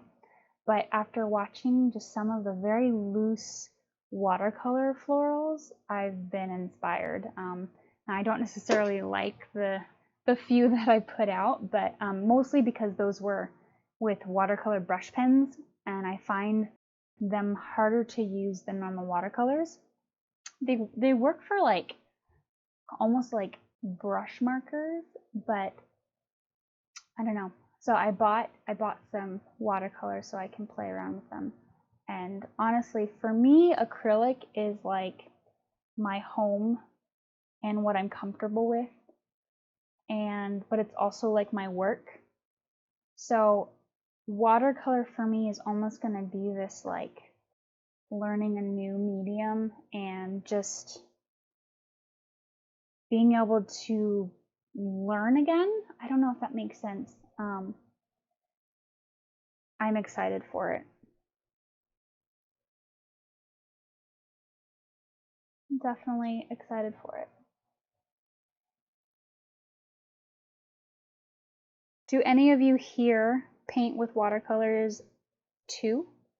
Or maybe you paint with watercolors and now you're trying out acrylics? Let me know. Because I think I did a bird, probably, I don't know, maybe like a month and a half, maybe a little over a month and a half ago. And the reference picture was when I wasn't teaching my own work and I was taking suggestions from everybody else of like specific photos and stuff. And somebody wanted to do a hummingbird or just like a bird. And so I looked up this bird, and it was a watercolor bird, and it was so pretty. So I thought we would use that as inspiration to create our own bird in acrylics. But because it was a watercolor picture, a lot of people thought that the class was going to be in watercolor, which, I mean, I said multiple times, like in the description or whatever, it's acrylic and stuff like that. But people still thought it was watercolor, which was totally fine. I was still able to give some tips for those who like were doing watercolor, just based off of what I knew at the time. but I'm really excited to learn watercolor and have it as like just a fun thing for me to do, because like, I don't know, because I work so often in acrylics, it's fun to kind of be free and just do something that I'm like jump out of my comfort zone in a sense, because I don't often get to do that because I'm constantly doing and painting in acrylics, which I'm very comfortable with. I've been doing it for a while. Suzanne says, I like watercolors. I have more experience with acrylic. Okay, yeah, that's where I'm at right now. I want to get better with watercolor. Me too. Jennifer says, I'm going to try both. My mother-in-law told me how painting is so relaxing. I feel like it's very relaxing. Like, I feel like when you first start out, it can be a little bit overwhelming, and it can be a little daunting at some points, because you don't necessarily know what you're doing and all that. But part of it is just, I don't know, enjoying the process, like letting go of the fact that you don't know what you're doing and just trying it out, which a lot of you are doing just that. You're here for the first time. You're following my instruction. Again, if you have questions, please ask me. But yeah, just having fun and enjoying the process.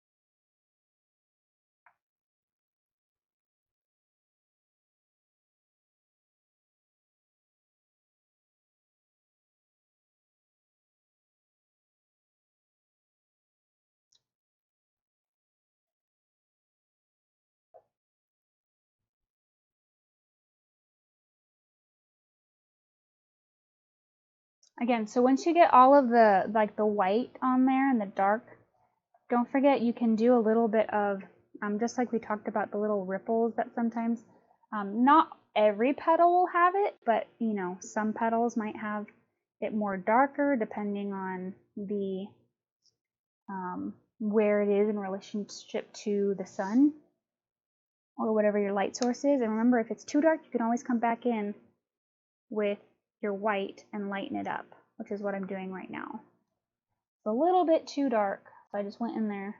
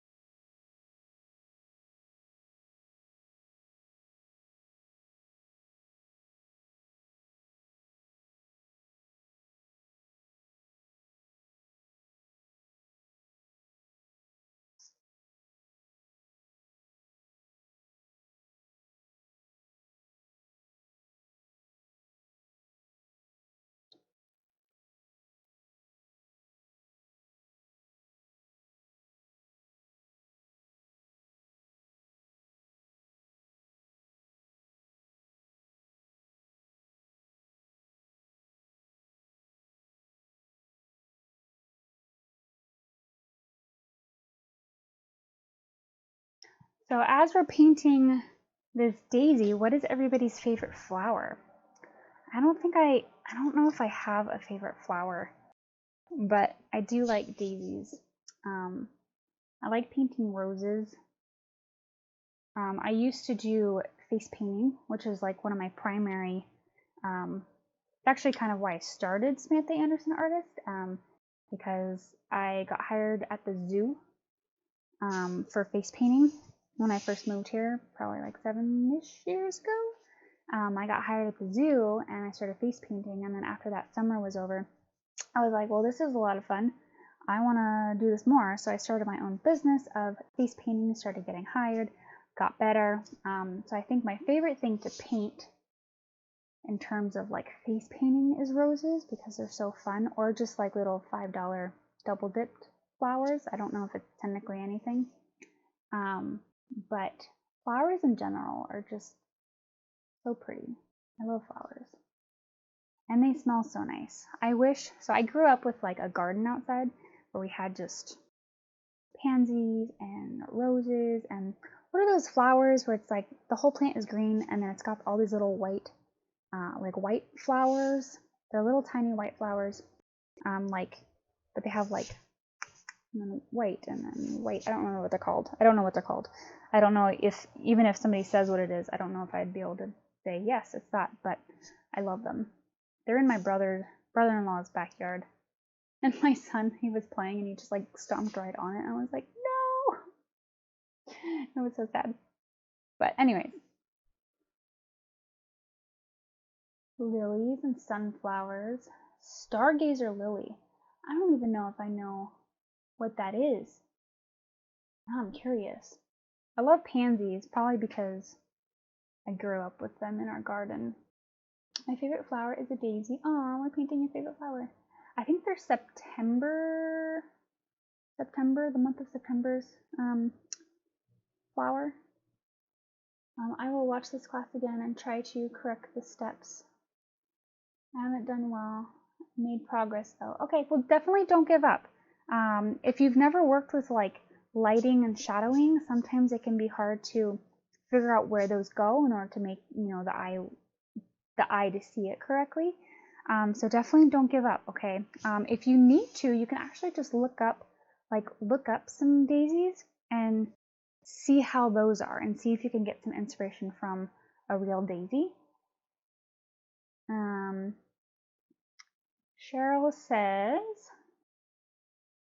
I grow dahlias. Ooh, you grow dahlias. My niece's name is Dahlia. Would love to know how to paint them as they are similar to daisies. Maybe we can do that as a Patreon class. Or maybe a class in the future. I know for December, after the boat, I have a few winterish theme paintings coming up, so stay tuned for those. So if I do any more either flowers or other stuff like that, it'll have to be in January, because jasmine, ooh, Grandma's garden was full of them. Jasmine smells delicious, or just smells not delicious, it smells very good. Also lavender, but that's, you know, lavender smells great. Okay, I'm gonna finish. I think I have a couple more petals left. Suzanne says, my sister's favorite flower is a pansy. I love pansies. I would like to learn how to paint a purple and yellow pansy as a gift for her. That would be great. You could probably, if I don't do one before her birthday, you could definitely, well, there's a couple different things. You could look something up on the internet. YouTube is a great resource. It's where I'm learning how to do watercolor like anyone else would. If you wanted to book a private, I could do that and specifically work with you on whatever you want. In this case, a pansy. I could work with you specifically on that. Or if we do those are probably the two options right now. If you wanted to book me specifically, or you could just go online and see, or you could just try to do something yourself. You could look at a picture and just on regular, you don't have to do it on canvas, just on regular, maybe cardstock, or even normal printer paper, just get your paints out and just draw something and try it out. It never hurts. I mean, that's where just practicing comes in. And I think you would surprise yourself. But I am open for Zoom privates if you ever wanted to do that. Okay, so I'm just gonna finish painting my last couple here.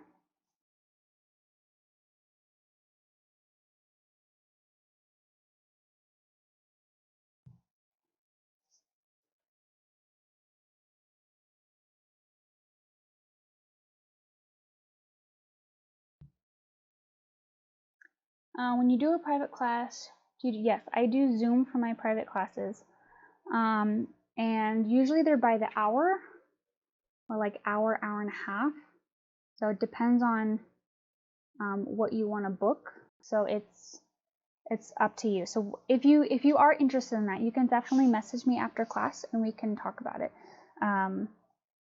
The Zoom privates are a little bit cheaper than like my normal privates because I'm not providing your paint. I'm not like providing any of the materials, if that makes sense.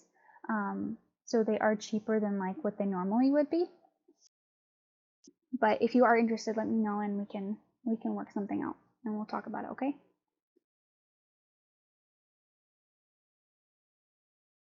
Okay, so I'm just finishing up the last couple here.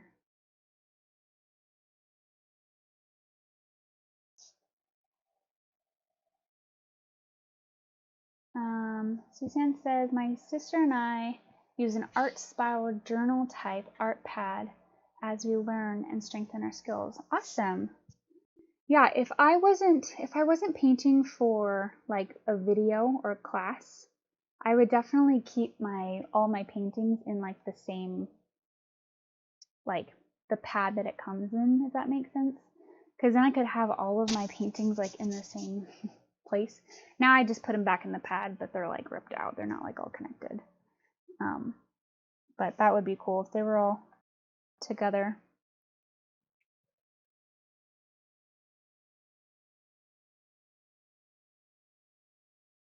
Okay, so once you go all the way around, you can then go back through and try to, this is the part where you get to lighten and darken any spots that you think needs more contrast, which, as somebody already pointed out, by having more of the contrast of the darkers being darker and lights being lighter, it looks more realistic.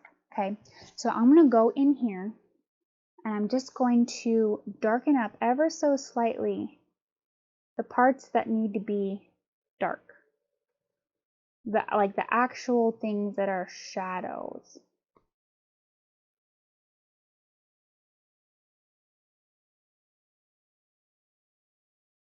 And you can always come back in here with a different brush, like a dry brush. Let's see, where did my other one go? Like a dry brush.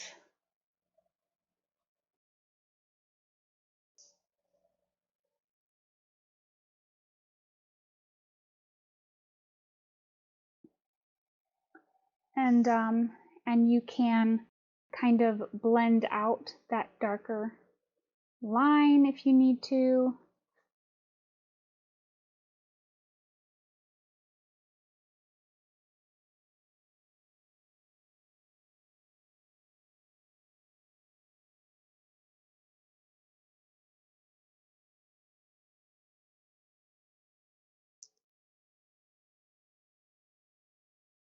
Like that. You're welcome, Suzanne. She says, thank you. I like the idea of a private Zoom. I will talk to my sister and see if she would like to do one. What a great birthday gift for her to learn how to paint Pansy or whatever she might want to. We'll know before. Awesome. Yeah. Great. Just let me know. Just shoot me a private message and we can talk about it. Okay.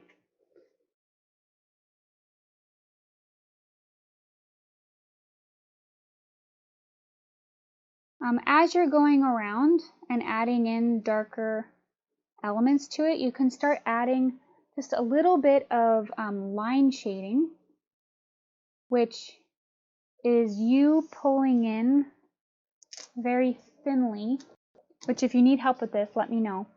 I have barely any paint on my brush and I'm just I'm barely touching the canvas. And I'm drawing in, let's see if I can get closer.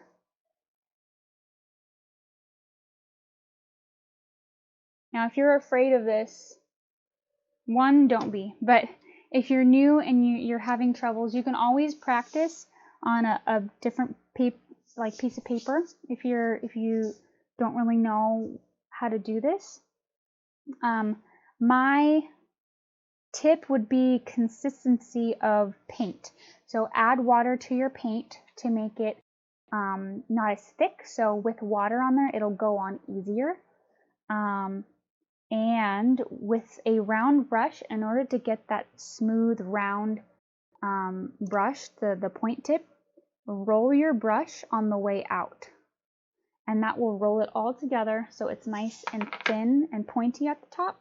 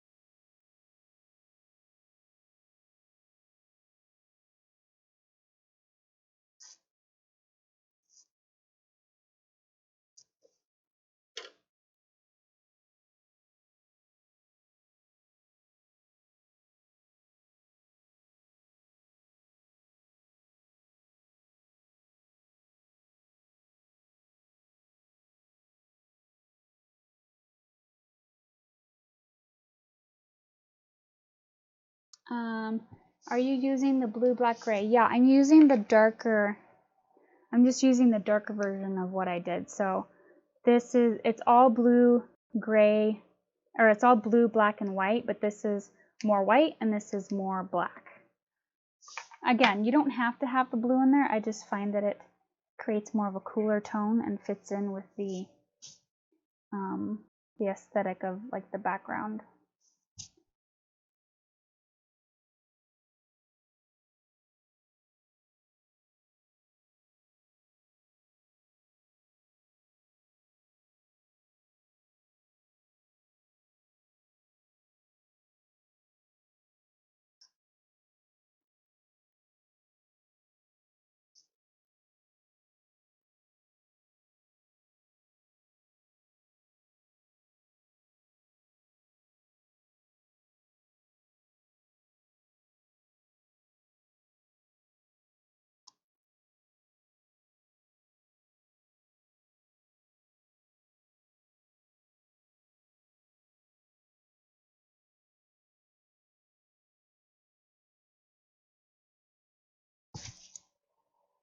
All right, and so you might use a little bit of a darker shade at the very middle over here on the right side near the stamen.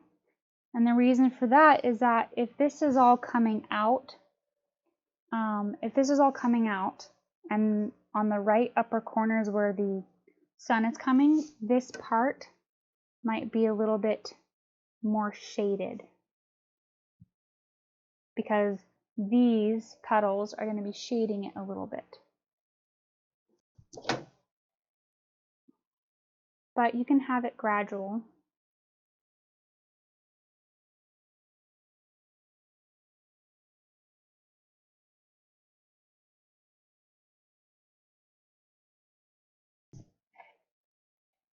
And then at the same time, with that in mind, some of the petals over here might be folding over to whereas you can't really see them. You know, the sun's not touching them.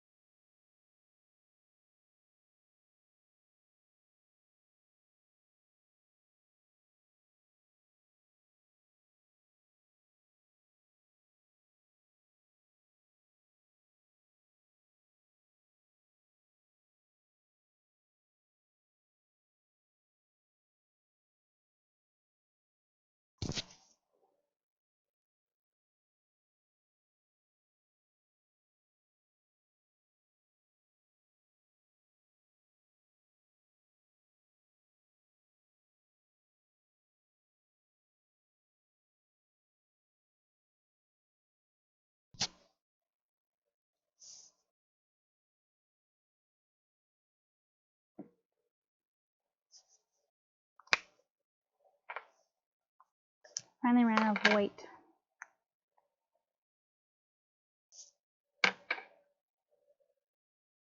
All right, so we are coming to an end of class.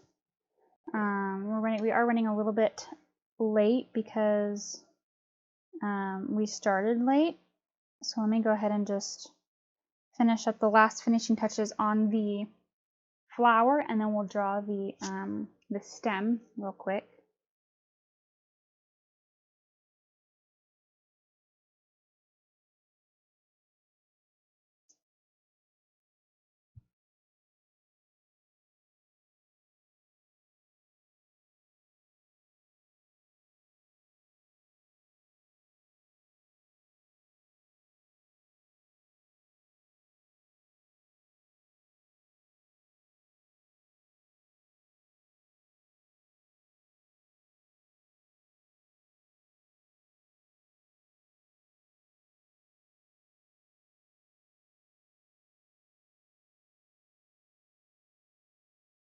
All right.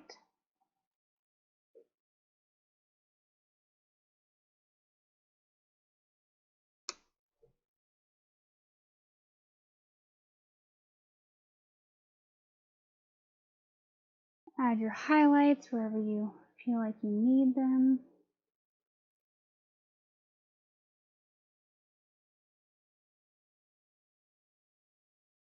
All right.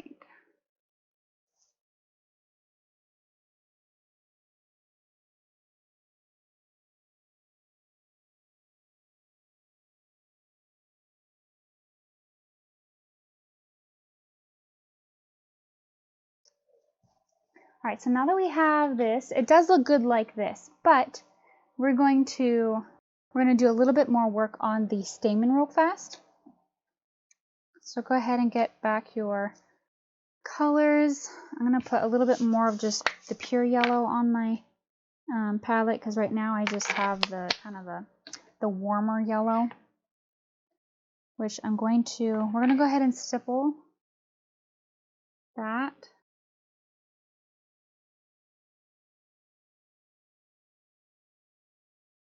I want to stipple some of this very bright yellow. And the stippling, like, you can make this as chunky as you want. So like, it's okay if, you know, the stipple part of it has like rise to it, like it's not perfectly flat and blended.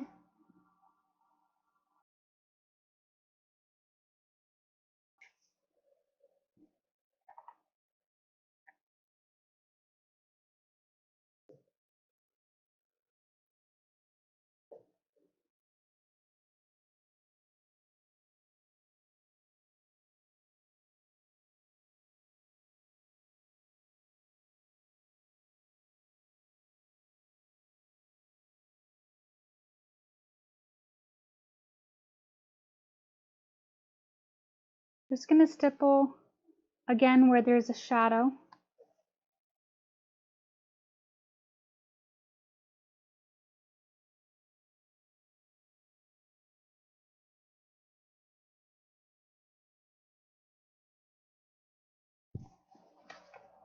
And you're gonna put practically a black little dot in the very, very center.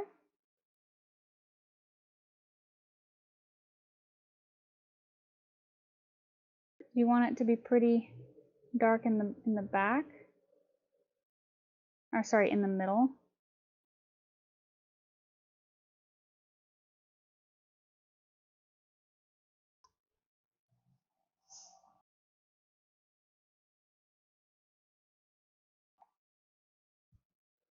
And then you have your brown for kind of like this middle section.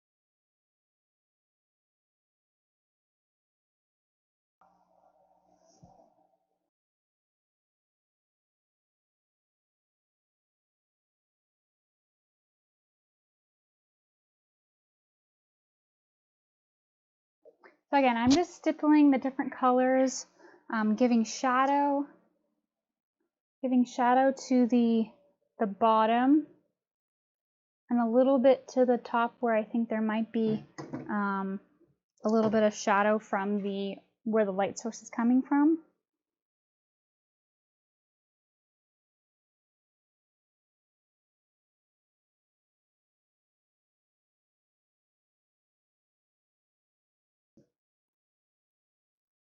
You can use your warmer yellow, your bright yellow, your brown, your black, whatever you want.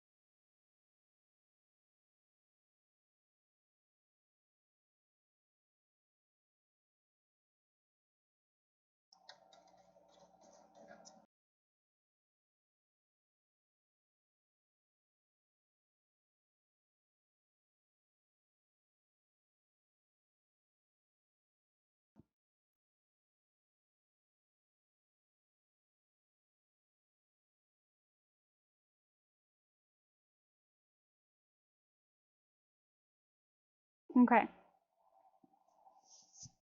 Let's see. Let me look at this here.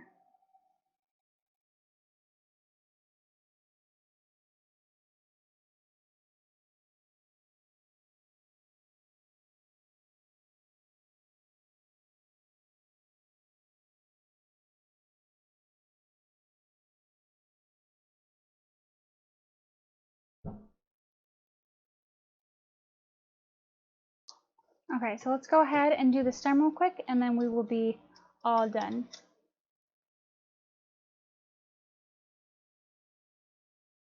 So the stem is just going to be your green. So I'm using the light green that we had at the beginning. I'm just going to go, so the stem is going to come from the very middle, and you're just going to pull it down.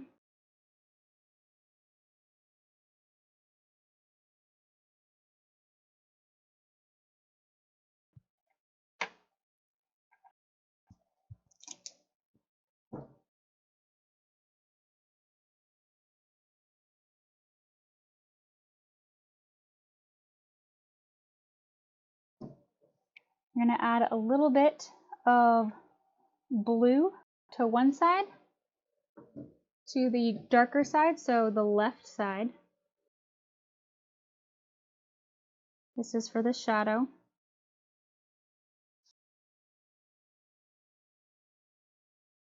And because it's round, it'll be faded in.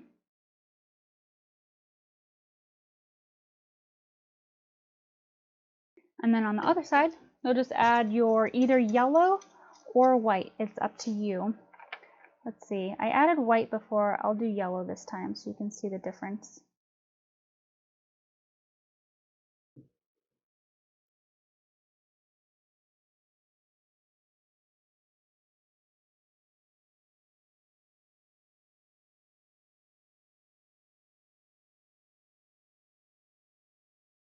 I'm just blending that in. I'm not going to go all the way up with the yellow because well, I'll go all the way up. I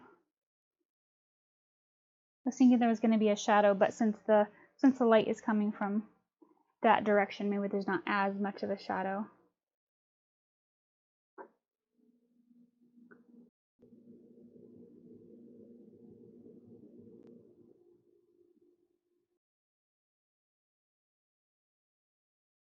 And there you have it. You have your beautiful daisy. Go ahead and don't forget to paint the bottom of it if you have a canvas that has sides. And then the last thing you're going to do is sign it. So I'm going to sign mine in a white. Maybe I'll do green.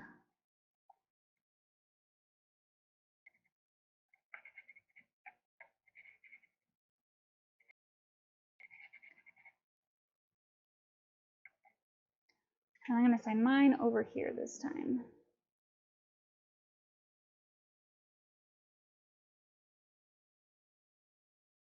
And there you have it. You can't really see my signature. That's okay. There you have your little daisy. All right.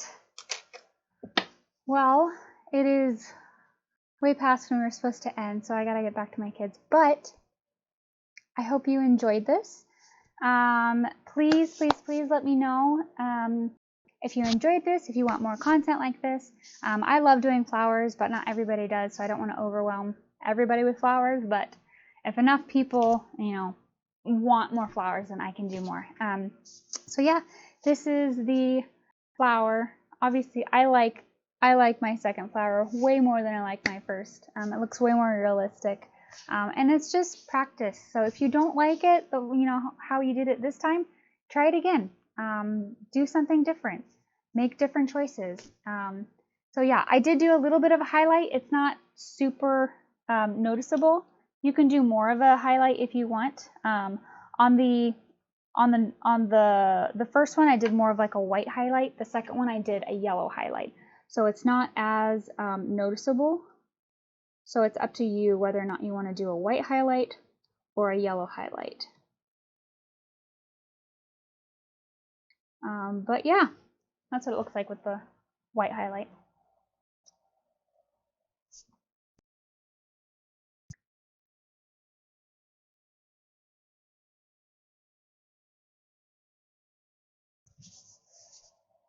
Once you sign it and you're all done, go head over to the event page. I'm going to be taking a picture with mine and then posting the picture on the event page where you can comment all of your pictures.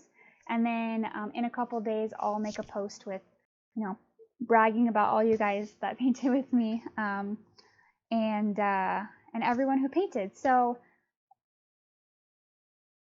yeah, that's pretty much it. If you want to, you can follow and like my Facebook page, my Instagram, my YouTube. If you want more information on Patreon, then you can go to the link over on the top left corner, the link tree, and that has all that info. But yeah, until in a couple weeks, we're going to be doing a sailboat, so hopefully we'll see you then. Bye guys!